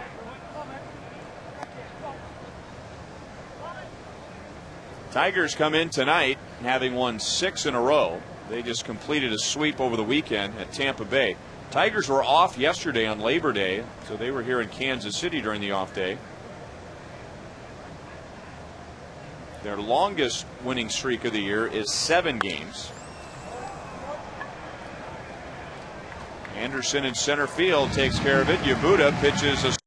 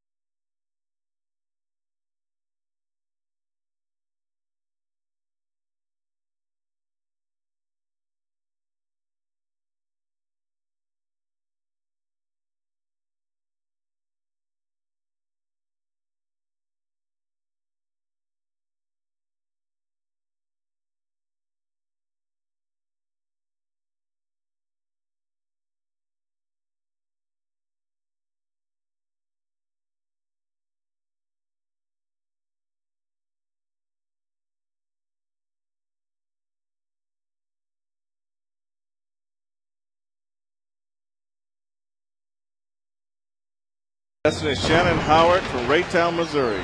If the Royals hit a home run this inning, Shannon will win $1,100. But if the Royals hit a grand slam out of the park, Shannon will win $25,000 from Sonic and the Kansas City Royals.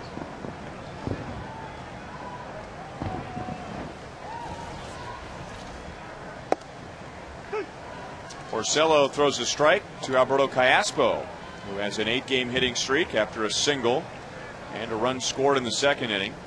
He's lined to center. No balls, 2 strikes.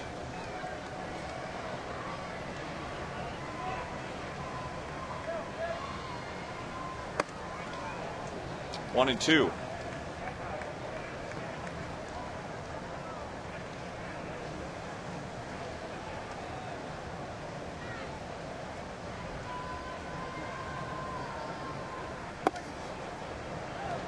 Two and 2. Porcello only in the mid-70s when it comes to pitch counts. You figure he's going to be in there for a while, but the Tigers have been very careful with him this year, and you can understand why. It's only his second pro season. He's only 20 years old. Brandon Inge into foul ground to get Callasco for the first out of the 6th inning.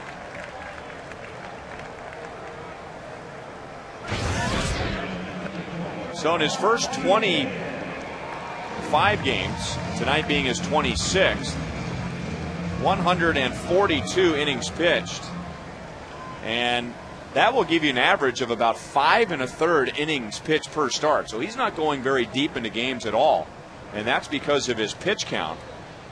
And the Tigers are busy in the bullpen. He is only averaging about 86 pitches per start. That's Ryan Perry and Fu Tae Ni warming up in the bullpen. Mark Teahan got an off-speed pitch up, didn't quite get all of it, and flies out to Ordonez.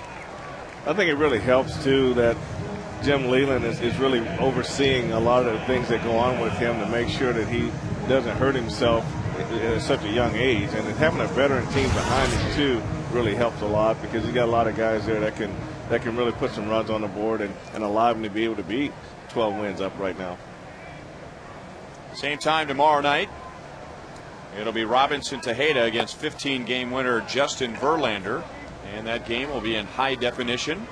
Brought to you by Time Warner Cable, where HD is free with digital cable. 1-1 to Brian Pena, who has an RBI double tonight.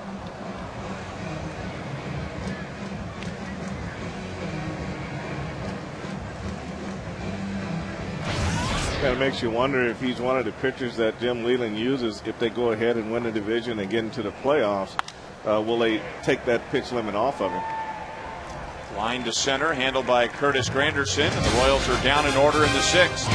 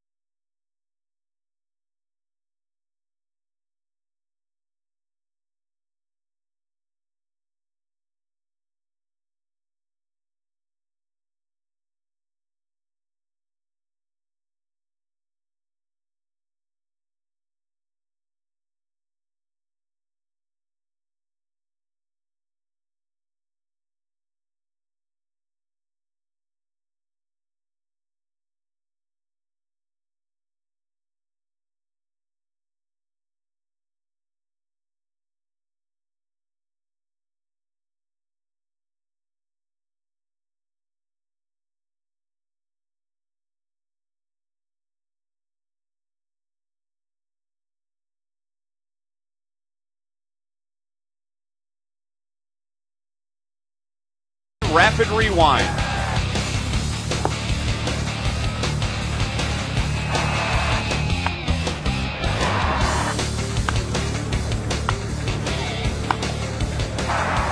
AT&T, the nation's fastest 3G network. AT&T, your world delivered. Royals down by 1 to the 7th inning. Yasuhiko Yabuda recorded the final out for Bruce Chen in the 5th through a scoreless 6. Now he gets the middle of the order: Maglio Ordonez, Miguel Cabrera, and Curtis Granderson. Change up for strike one. Ordonez singled with 2 outs in the first inning, came around to score. He is 1 for 3.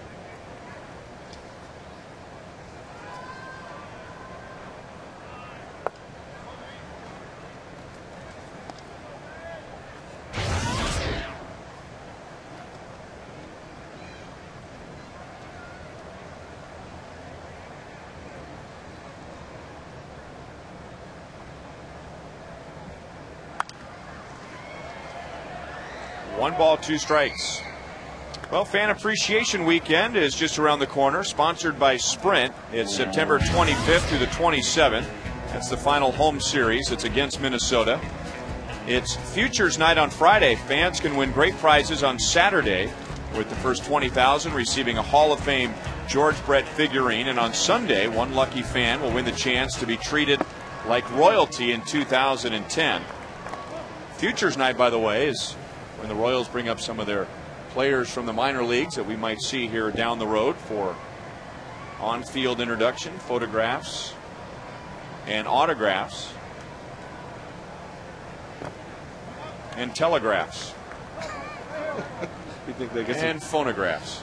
Uh-oh. I was going to get in there, but that's got to be a pretty exciting time for the league leaders. So they look forward to that every year.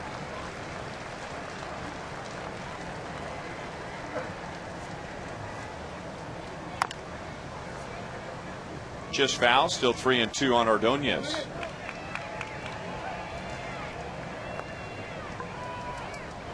The most memorable Futures Night for me was the year that Byron Geddes was the player of the year at AA, and he showed up in this bright blue suit. It was outstanding. Suit pants matched the blazer. Everyone else had a very understated look. Not Byron Geddes. He arrived in Kansas City to accept his award with style. St. Louis, Illinois style.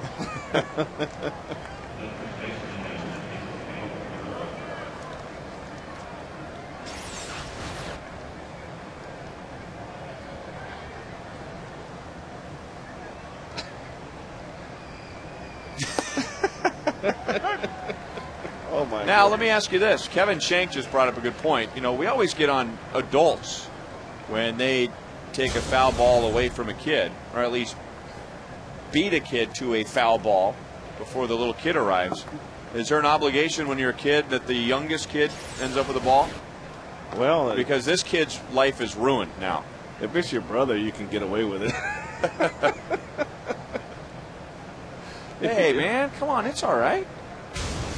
Yeah, don't pat me on the back. Give me the ball. Yeah, I don't need an attaboy right now. Oh my goodness. He's going to be talked out of that ball at some point.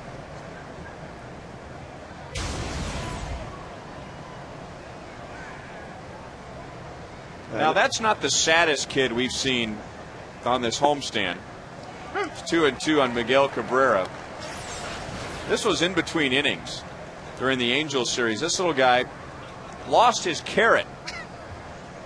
That was going to be his snack for the inning. And you talk about devastating losses. Oh, everybody's oblivious to why he's crying. It's like, oh, what's going on?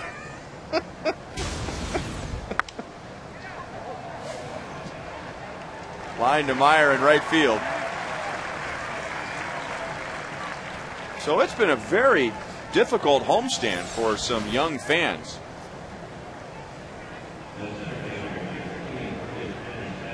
Now, the good news in this is that these are obviously some very good parents. That they have a boy that young who cares that much about eating a carrot. He was having fun with the carrot. Apparently this guy, instead of getting a foul ball, he got a Tigers helmet. He's happy now. He said, I'll give you my helmet, but I'm keeping the ball. That's a good friend. Granderson's first at bat, deep left field. DeJesus not able to run it down, and Granderson is into second base with a 2-out double. Granderson came on as a pinch runner for Marcus Thames in the 5th.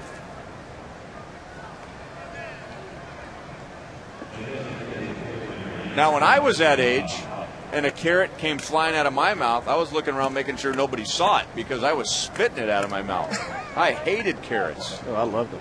Did you? Oh, yeah. When you were that little? Raw carrots, yeah. Carlos Rosa throwing behind Yasuhiko Yabuda. Didn't like them cooked, but those are crunchy, and that was good. Really? They were real good. The whole one, they get the long one. They didn't get the little round ones. See, when I was young, they didn't have the little ones. They had we had to get the whole carrot.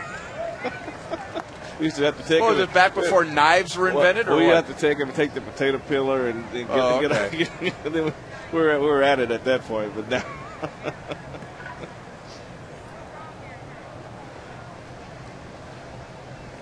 As we talk, Ryan sits behind us with a bag of carrots.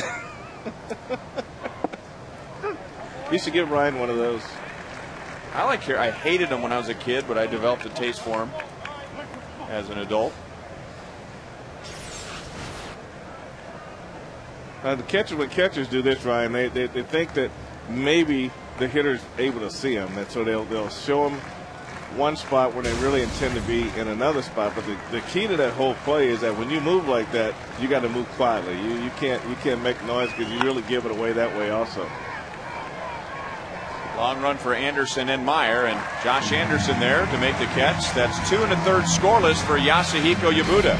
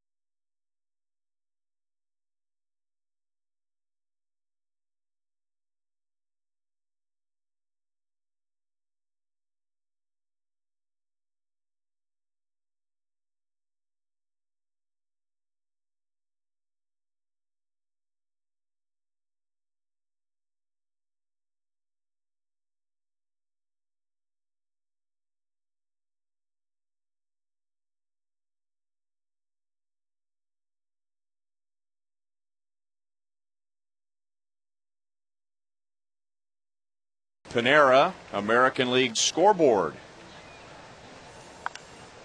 After Unieski hits a foul ball outside of the Tiger dugout.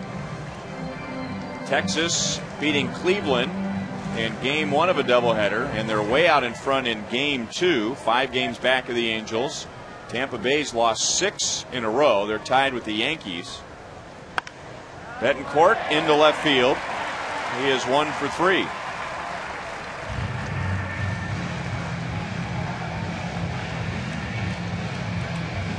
Toronto has beaten Minnesota, so if the Tigers hang on here, they'll have a 7.5 game lead over the Twins. Boston shutting out Baltimore.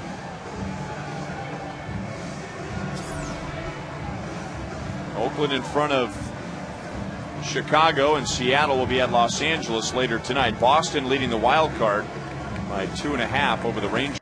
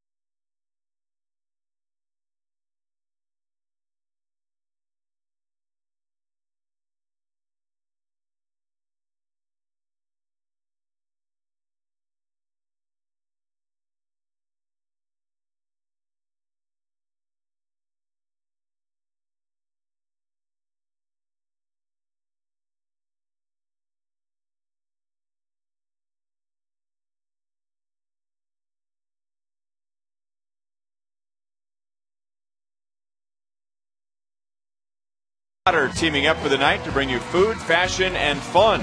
Plus, the first 10,000 ladies receive a free Royals shirt from Hy-Vee. Purchase VIP ticket packages and register to win a makeover at royals.com/girlsnightout.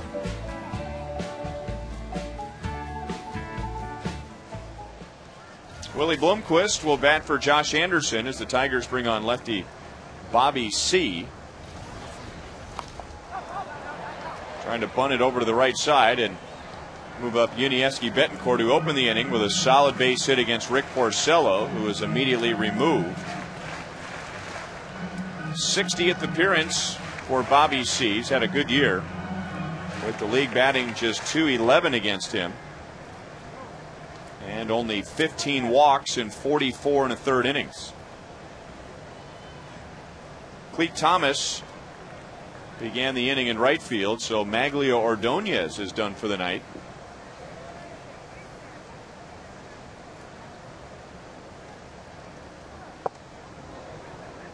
One and one to Bloomquist.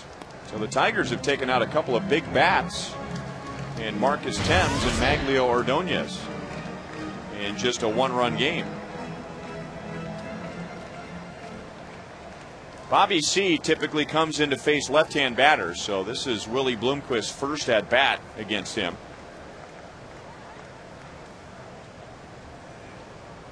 Josh Anderson was 1 for 2 tonight with a double and a run scored. And again, the pitch is inside. It's 2-1. Well, Maglio in right field, Ryan, has made a couple real nice plays tonight. You know, going back to the wall and making a right turn, one right at the wall. So it is kind of risky in that situation right there.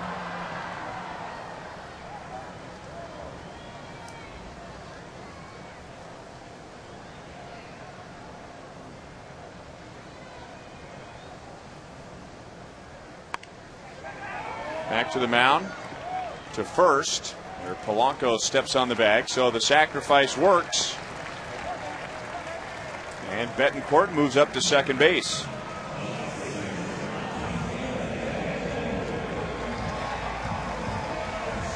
And the top of the order in David DeJesus.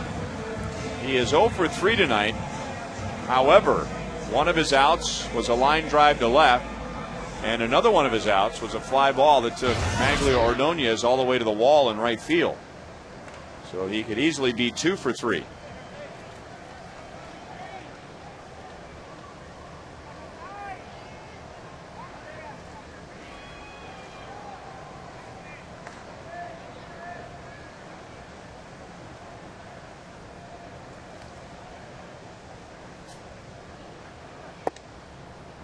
Ball one.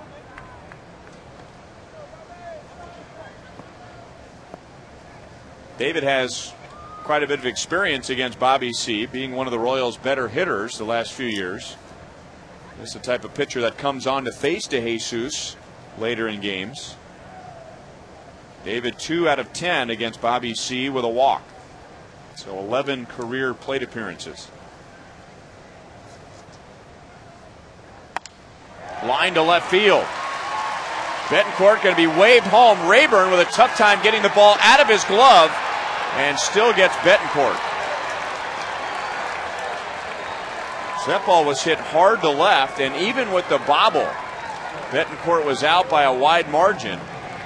So instead of runners at second and third and one out, runner at second, 2 outs. Well, Ryan, this ball is hit hard, and Rayburn gets this ball on the second bounce, so he's got the ball before Betancourt even gets to third base. So it'll be a matter of how fast he's going to get a grip on it. So he reloaded a couple times and still made an excellent throw to Jared Laird to get Betancourt at the plate.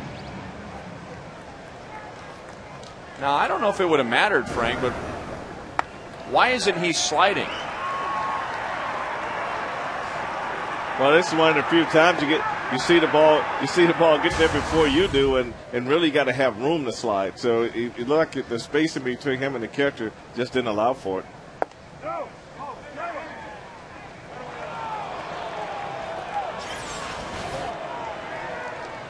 So you see where normally in that situation there, you got to just have some ground rules. So when he gets that ball before that base runner gets to third base, it's going to be a close play at the plate.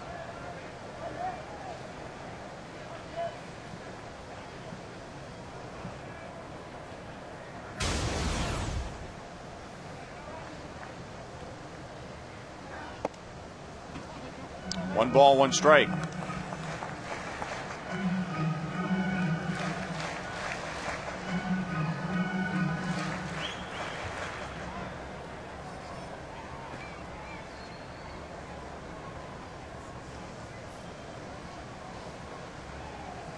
Meyer has faced Bobby C. once.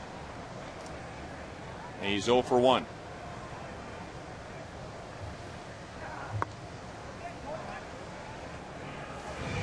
2 balls, 1 strike.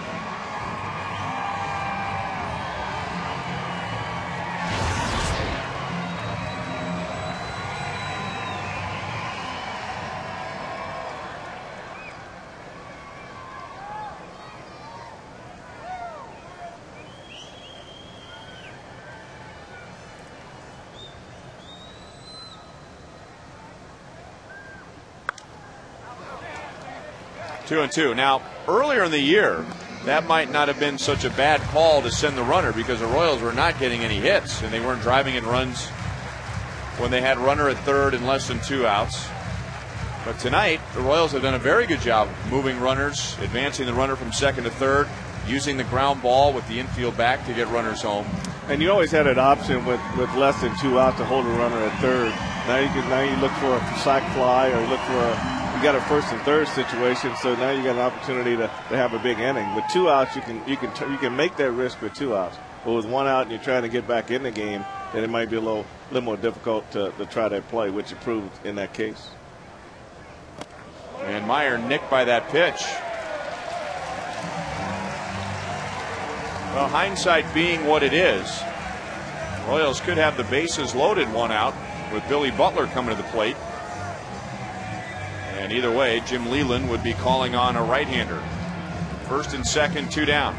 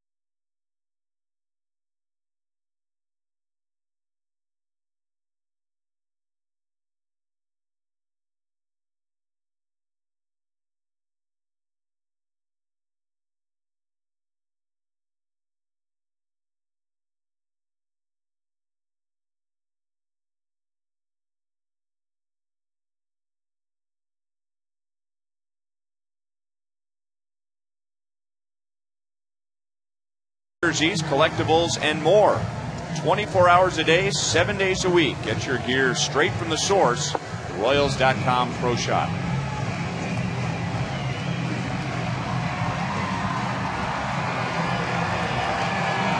Now, Ryan Perry appears in the same game that Rick Porcello does. Porcello, first-round pick 2 years ago.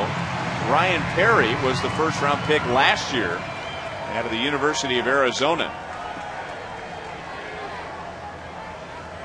Royals have DeJesus at second, Meyer at first, and Billy Butler at the plate. Yeah, Perry kind of turns up the heat a little bit on the Royals. He can get up to 97 with his fastball. Starts him off with a slider at 87. Billy 1 for 2 tonight. An RBI with a sac fly, and he's 1 for 2 against Ryan Perry.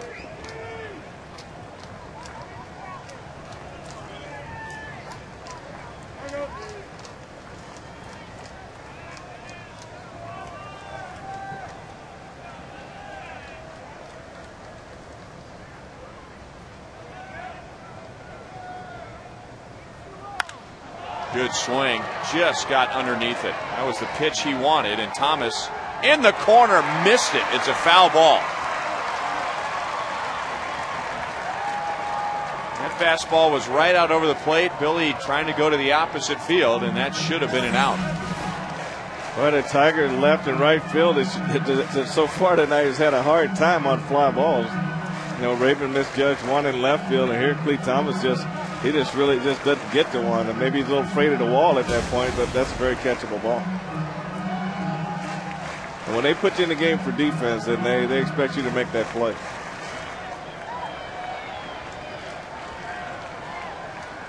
Especially when the guy you replaced tonight has made a couple of good plays already in right field.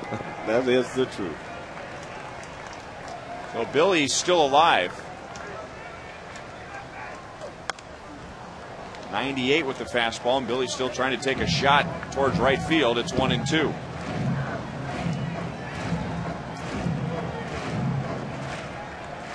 Billy coming off a very good series against the Angels.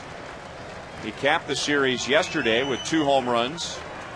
He had 5 RBIs and 7 hits in the 4-game series. Slider is grounded through the right side. So Thomas doesn't make the play, and the Royals make the Tigers pay.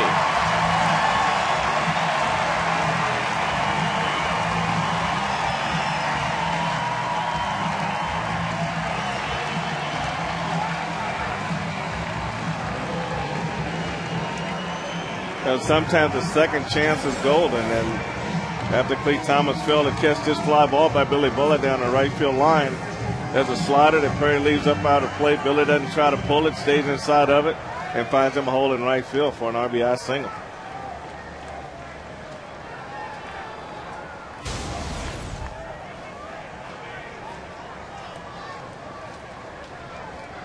So Billy has driven in 2. He has 74 RBIs. And now power against power. One guy throwing it up there as hard as he can, another guy up there swinging as hard as he can. Mike Jacobs doubled and scored in the 2nd inning. He's also reached with a walk.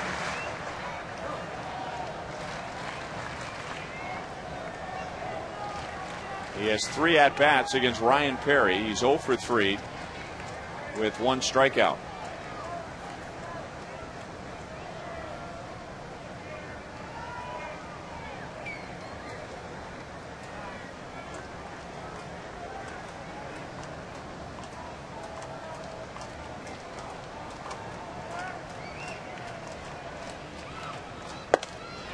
That pitch was supposed to be inside, but when you're throwing 99 miles an hour, you can miss your spot and get away, especially with Mike Jacobs. You're better off where that pitch was than down and in. He's got a better chance of hitting that pitch.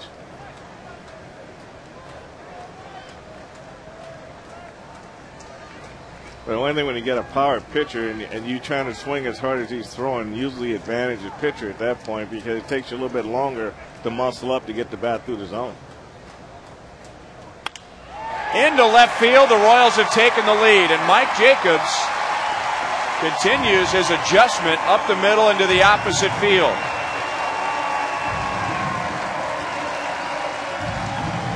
You know, doesn't it look good when he makes that swing? I mean, he's just like he's in control. He's out over the plate. He doesn't try to pull the ball. Ball's running away from him. He just stays on it. That's 2 line drive base hits for him to left field today. They see the good balance there. They see the hips and hands come at the same time. They see the wrist doesn't turn over until after he gets through the ball that time. So that's a big adjustment right there. And no uppercut, just nice and flat through the hitting zone. Yeah, the harder the pitcher throws, it's all got to be hands. The more body you throw in there, the longer your swing's going to get, and that pitch is going to beat you.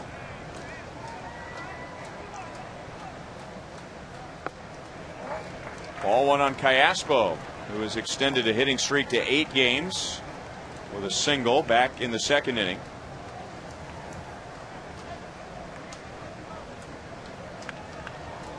Butler at second, Jacobs at first. 3rd time tonight the Royals have scored 2 runs in an inning. Royals have been down 1-0. They've been down 3-2, 5-2, 5-4, and lead for the second time tonight. They had a brief 2-1 lead at the end of 2. 3-0 on Callaspo.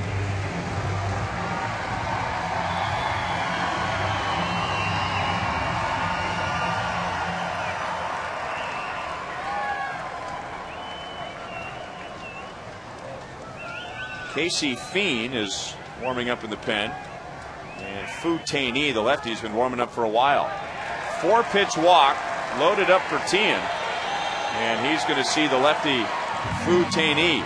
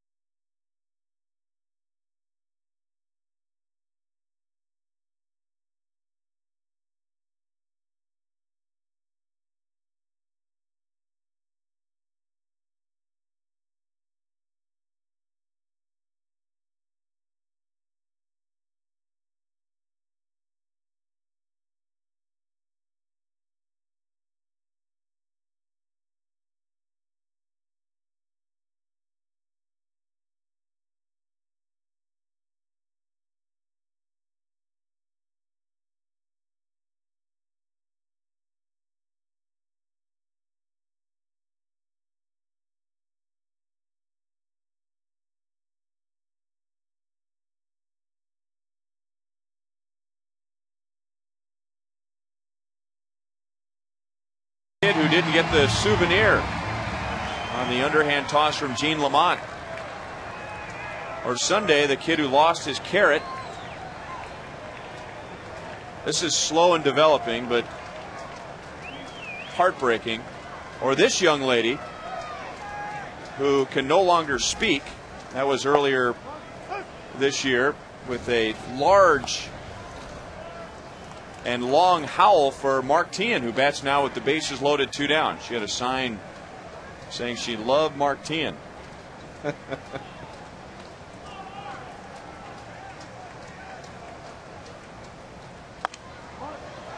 0-2 on Tien. Rick Porcello began the inning, gave up a base hit to Yuniesky Betancourt. Then Bobby C came on, phase 3.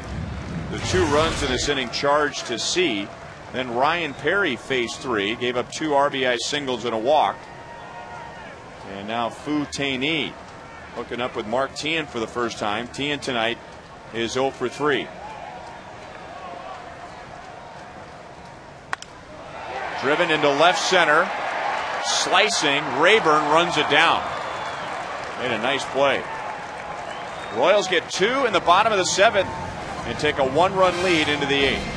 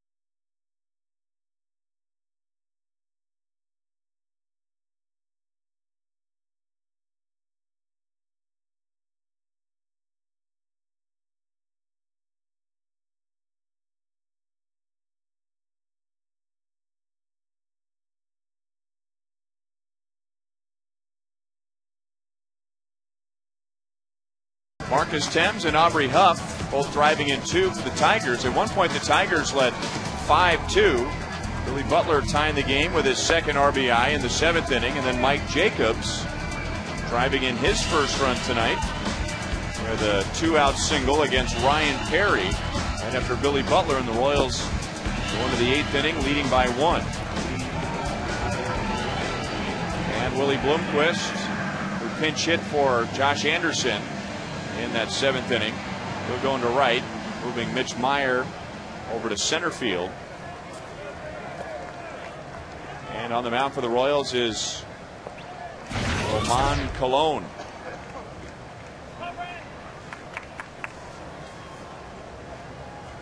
He'll face Brandon Inge, Gerald Laird, and Adam Everett.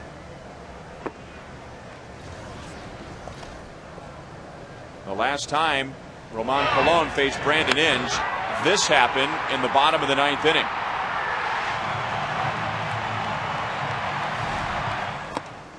That was that 1-0 Zach Greinke and Jared Washburn duel.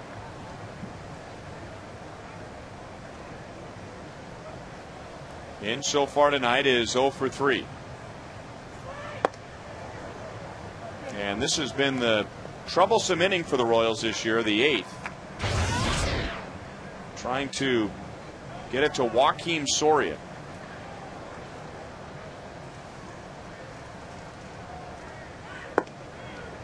Great pitch on the corner.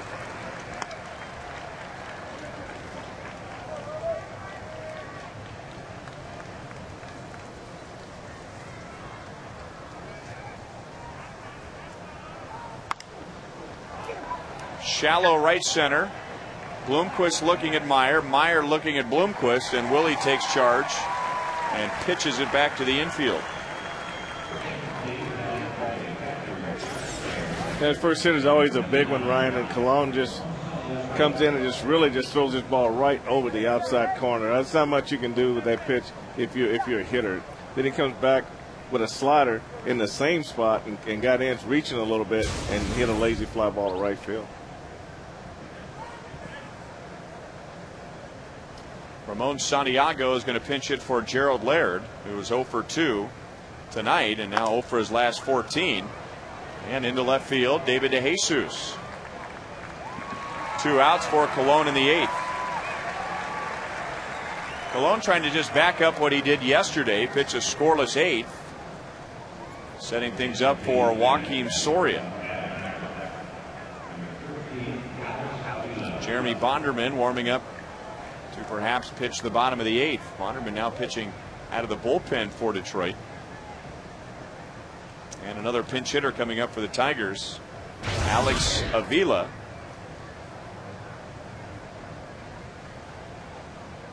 One of those home runs against the Royals. Hit it off of Ron Mayhay when the Royals were in Detroit last month.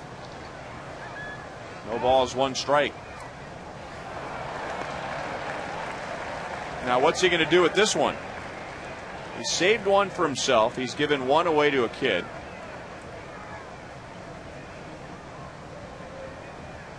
That guy doesn't want it, so he tries to give it away to another guy, and he doesn't want it.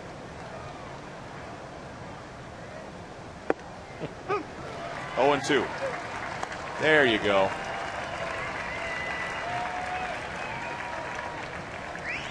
See, sometimes something good comes out of getting booed. Well, I think the first one was his dream.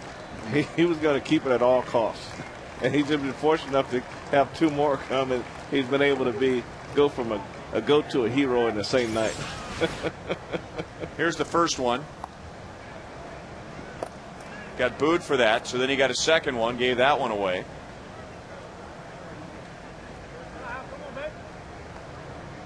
And then the third one, tried to give it away to one of his buddies who didn't want it, so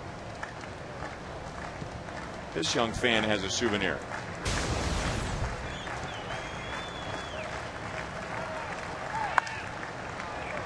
Left field and slicing to the corner, and DeJesus makes the play on the line. Scoreless 8th for Roman Colon.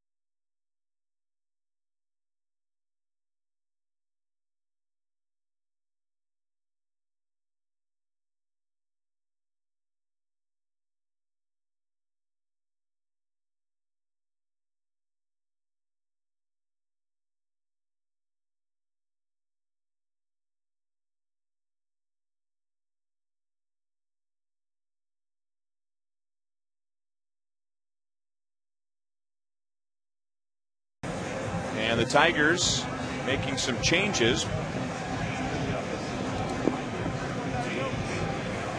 And before we show you those, here's the more important factor. Joakim Soria getting ready for the top of the ninth. The Royals would like to add a run or two.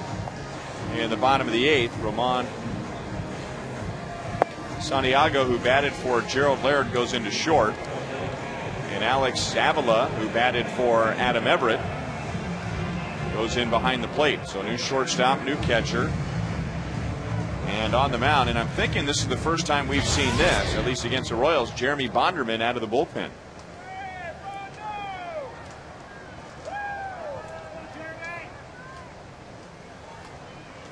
He is the fifth pitcher for the Tigers. They used 4 pitchers in the 7th. Rick Porcello, who faced 1 batter, then Bobby C., Ryan Perry, and Fu Taini.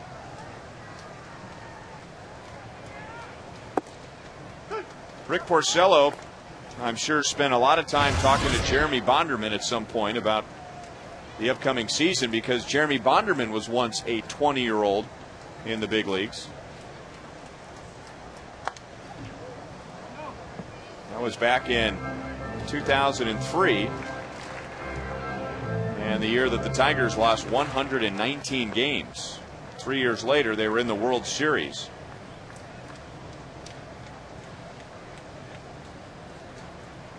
Bonderman trying to come back from a pretty severe shoulder surgery. Ryan Pena, right center field, and Cleet Thomas making the play for out number 1.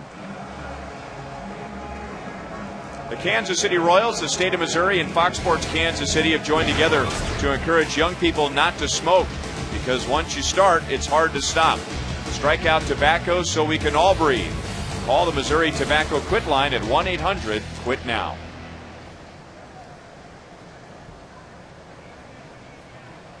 Yuniesky Betancourt is 1 out of 3. Jeremy Bonderman last year went down with right shoulder surgery in June. He had a blood clot in his right shoulder. Didn't pitch the rest of the year, obviously, and then started this year on the disabled list. Tried to come back, placed on the DL again in June, almost exactly a year after he was first placed on the disabled list. And now making just his 3rd appearance since coming back.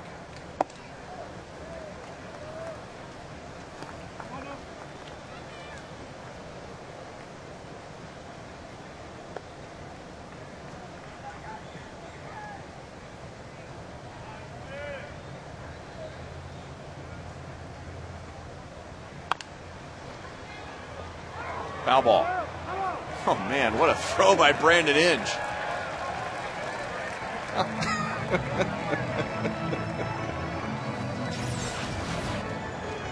I mean, that's not taking anything for granted right there.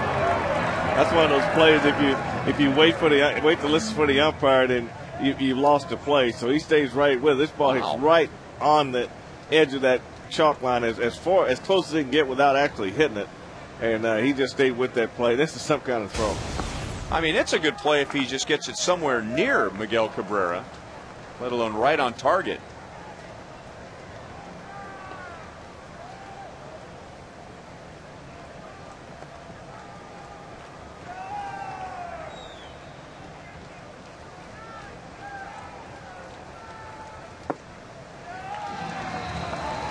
A 1-out walk.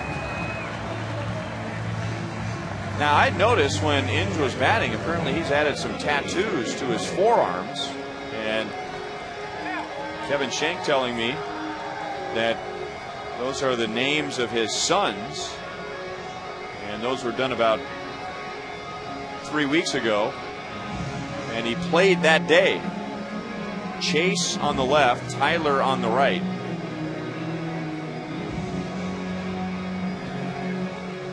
Well, he just had to make sure he didn't go head first. that could have ruined the whole deal.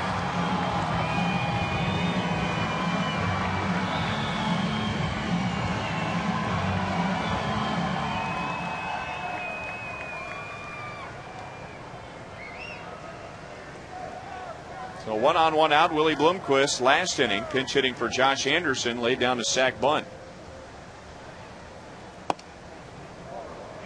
Well, a couple of things went wrong there. First of all, the Royals weren't running on a pitch out, and I'm not sure Jeremy Bonderman knew there was a pitch out. Well, they probably could have made contact on that pitch had it been a hit and run.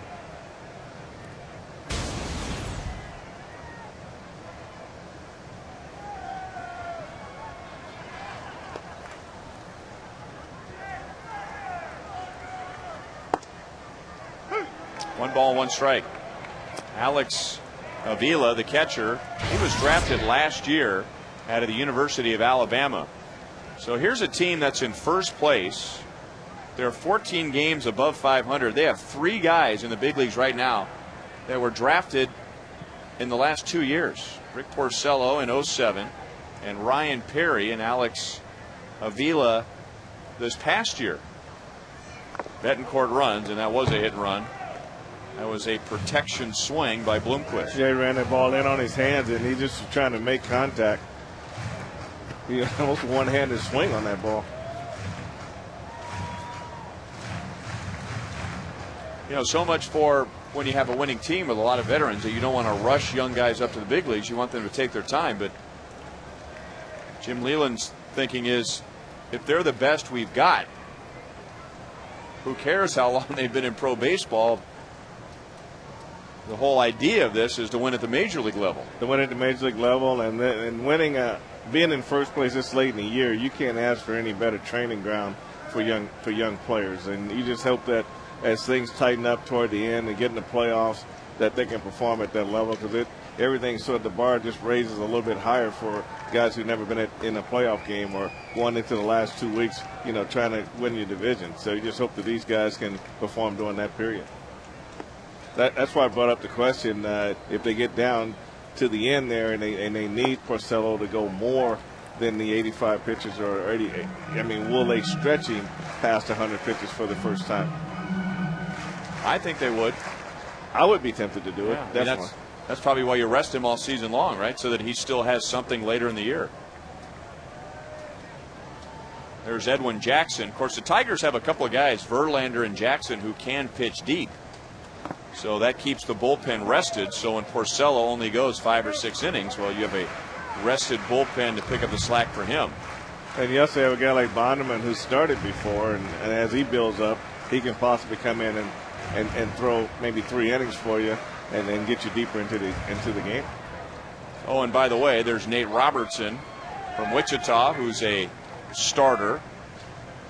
And then you have Jared Washburn, who the Tigers went out and picked up at the deadline, and he has an ERA of about 3.5.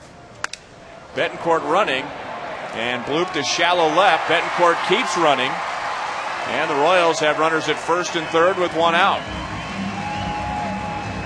Pretty good read by Betancourt. If Santiago runs that down, he could roll it to first base for a double play. That could be an unassisted double play if he wanted it to be, but you see the space in between the shortstop and the baseball, and that's why Betancourt kept running right here. Bonderman makes a good pitch.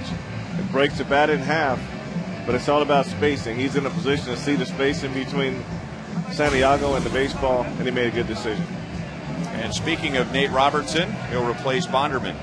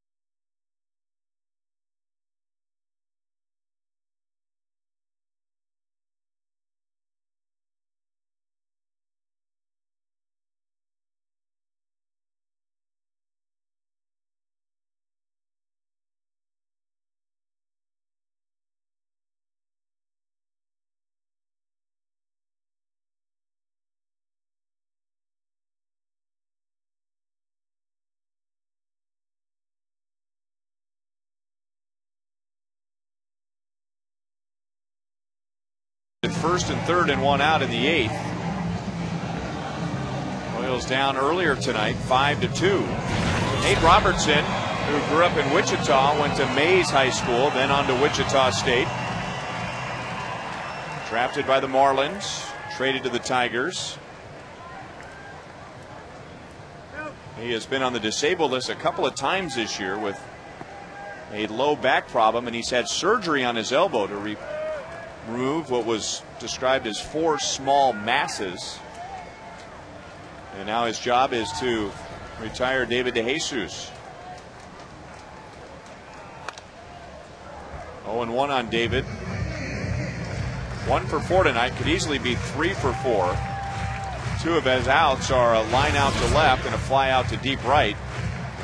Singleton scored in the 7th inning. A 2-run 7th inning that put the Royals in front.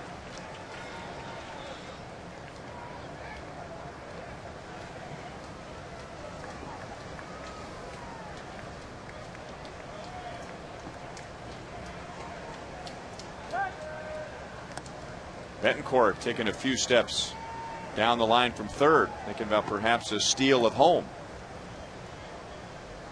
You got the left-hand pitcher with his back to the runner at third, and if he just kind of lobs one over to first, sometimes that's a good time to go.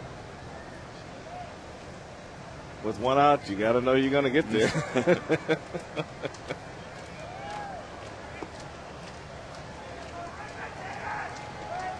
And again, Robertson, that's a firm throw over to first.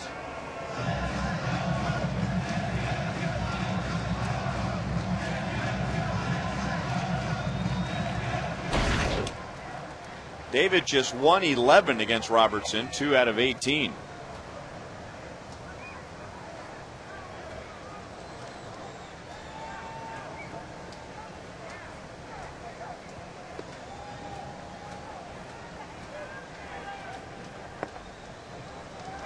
One and one.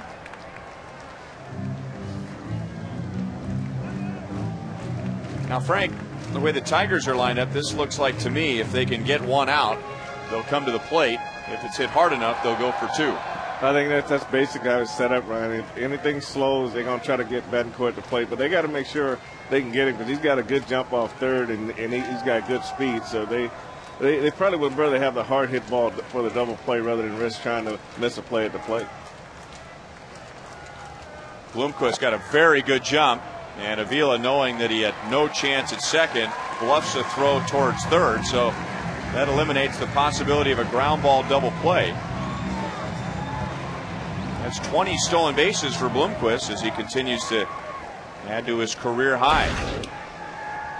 And now with no chance for a double play, the Tigers bring the infield in all the way. This is where David's got to look for a pitch up that he can get over the infield and try to stay away from the ground ball. Down and away, 2 balls, 2 strikes.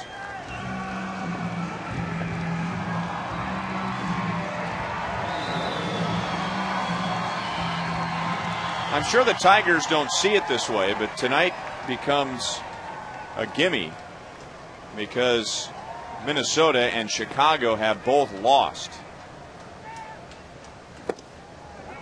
Just inside, 3 balls, 2 strikes. So if the Royals hang on, the Tigers still have at least a 6.5 game lead. If they can come back, they would lead Minnesota by 7.5 and Chicago by 8.5. Those are the updated standings.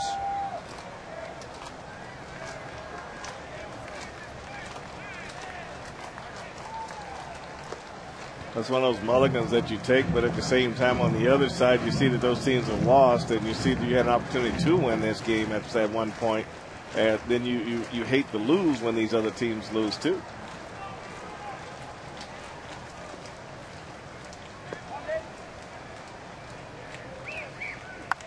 David pokes it out into shallow left. Rayburn coming up, makes the play. Here comes Betancourt, and the throw was there, but Avila missed the tag. And there was no hesitation whatsoever by home plate umpire Wally Bell.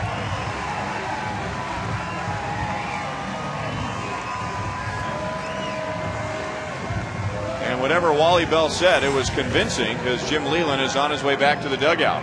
Hey, Rayburn's made 2 really outstanding throws to the plate here, and this is strictly Betancourt making a great slide. He had the foot in the right spot. He's able to get over that front foot, and I think that's what made him safe. Normally that lead foot hooks inside the catcher's foot, and then it just spins you right out. But see how he goes around that foot. It gave him just a little bit too much plate. And that's when you reach out to get that ball like that and pull his foot up, just up enough for Betancourt to slide to the outside. Very good call by Wally Bell. 0-2 to Mitch Meyer, who has scored 2 runs and driven in a run. So now Joakim Soria has a couple of runs to work with. The Tigers will have the top of the order in the top of the 9th. Rayburn, Polanco, and Thomas.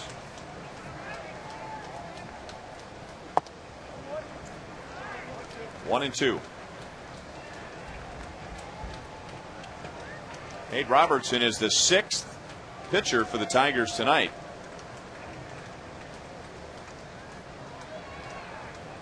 So Jim Leyland emptying the closet, looking for the answer. Caught by Polanco. So tough hitting luck for Meyer. Royals at a run, and Soria has a 2-run lead in the 9th.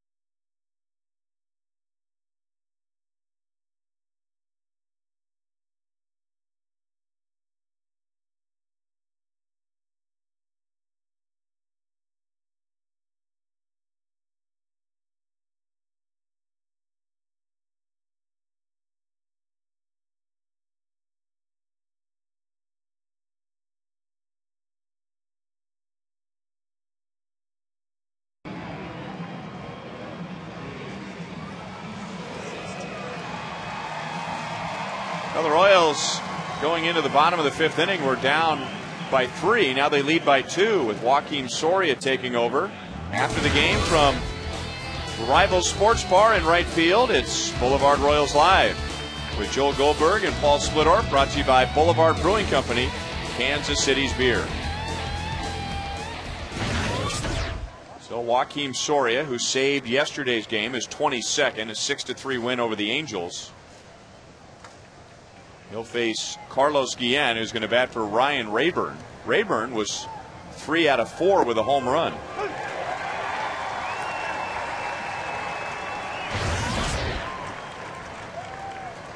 Guillen has spent time on the disabled list, so the numbers are down for him.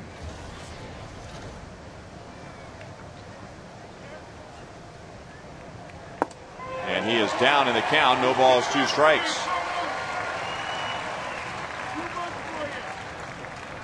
Against Joakim Soria, Guillen is 0 for 3 with 2 strikeouts.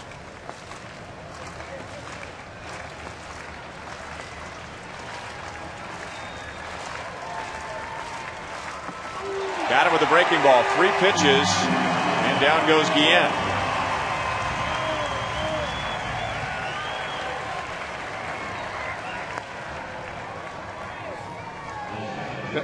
Yeah, that's what makes Joakim Soria so tough, Ryan. you know, you get most closers, they come out with a hard fastball and hard slider. They come out with a hard fastball and a split finger. Something. But usually, you're talking 2 pitches that are quality that makes them what they are. Joakim Soria comes out with 4, sometimes 5 pitches that he can throw for strikes at any time. Ball 1 on Polanco.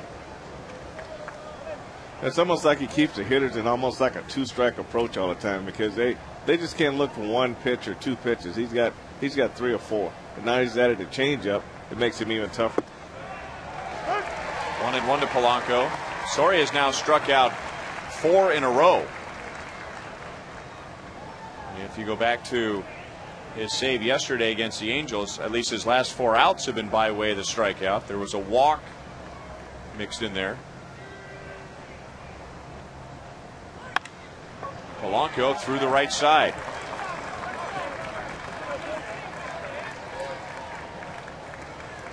Soria had a 3-run lead yesterday.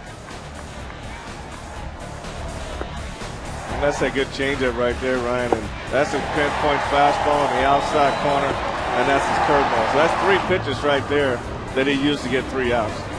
Here against Polanco, they probably went to the well a little bit too many times with his fastball to Polanco. You know, you can only show that pitch 3. You can try to show him that pitch 3 times and keep him off the ball. Now ball 1 to Cleat Thomas, and nobody is more motivated right now to do something than Thomas, who did not handle a fly ball in the right field corner after coming on defensively in the bottom of the 7th. That would have ended the inning, and the Royals made the Tigers pay for that. Well, this is a drive to right field here, Ryan. The ball's obviously a catchable ball, but he was put in for defense and didn't make that. So Billy was able to come through with a big base hit to tie the game for the Royals.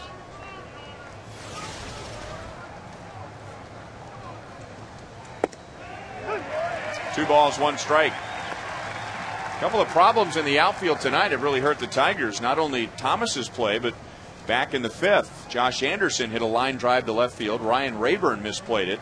The result was a double, and that got the Royals going. They scored 2 in that inning.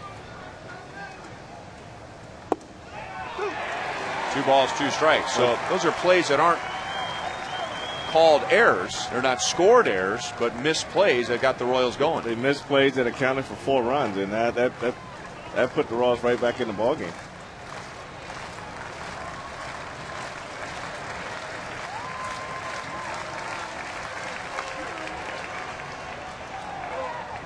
Still 2-2.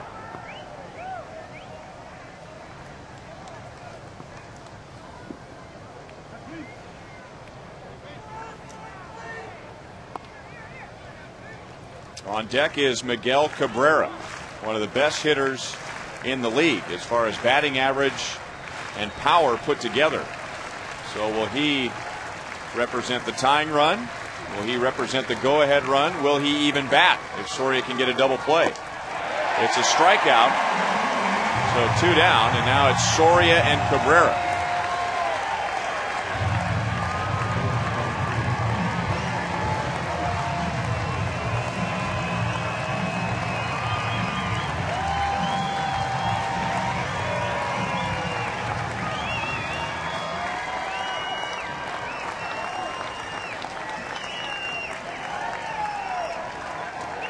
Cabrera has doubled. He's been intentionally walked twice. He has scored a run.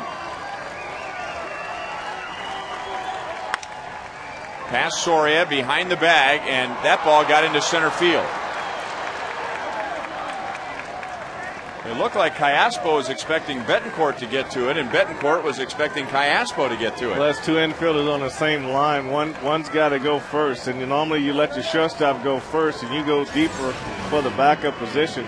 Betancourt's playing a little bit more over the pull, Callaspo more up the middle, but when you go for that ball there, one guy's got to go deeper, and one guy's got to go across, and you kind of like to have your shortstop come across if possible.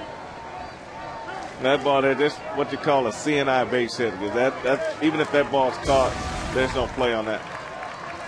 But somebody should get to that ball and at least keep it on the infield.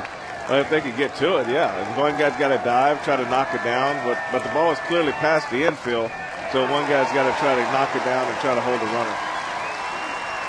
Curtis Granderson has doubled in his only plate appearance tonight. It's one of those tough plays with the base runner running on the play. You know, that's a tough one to call. Granderson 2 out of 10 against Soria.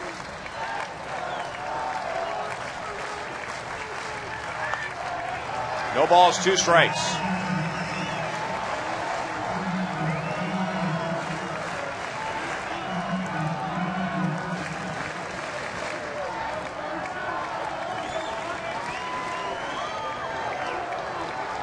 You know, when you look at that base hit, it looked like both infielders came across to the ball, and all of a sudden they both end up chasing the ball at the same time.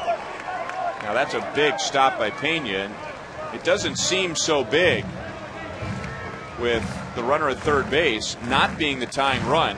But if he doesn't block that ball, Polanco scores and the tying run moves into scoring position.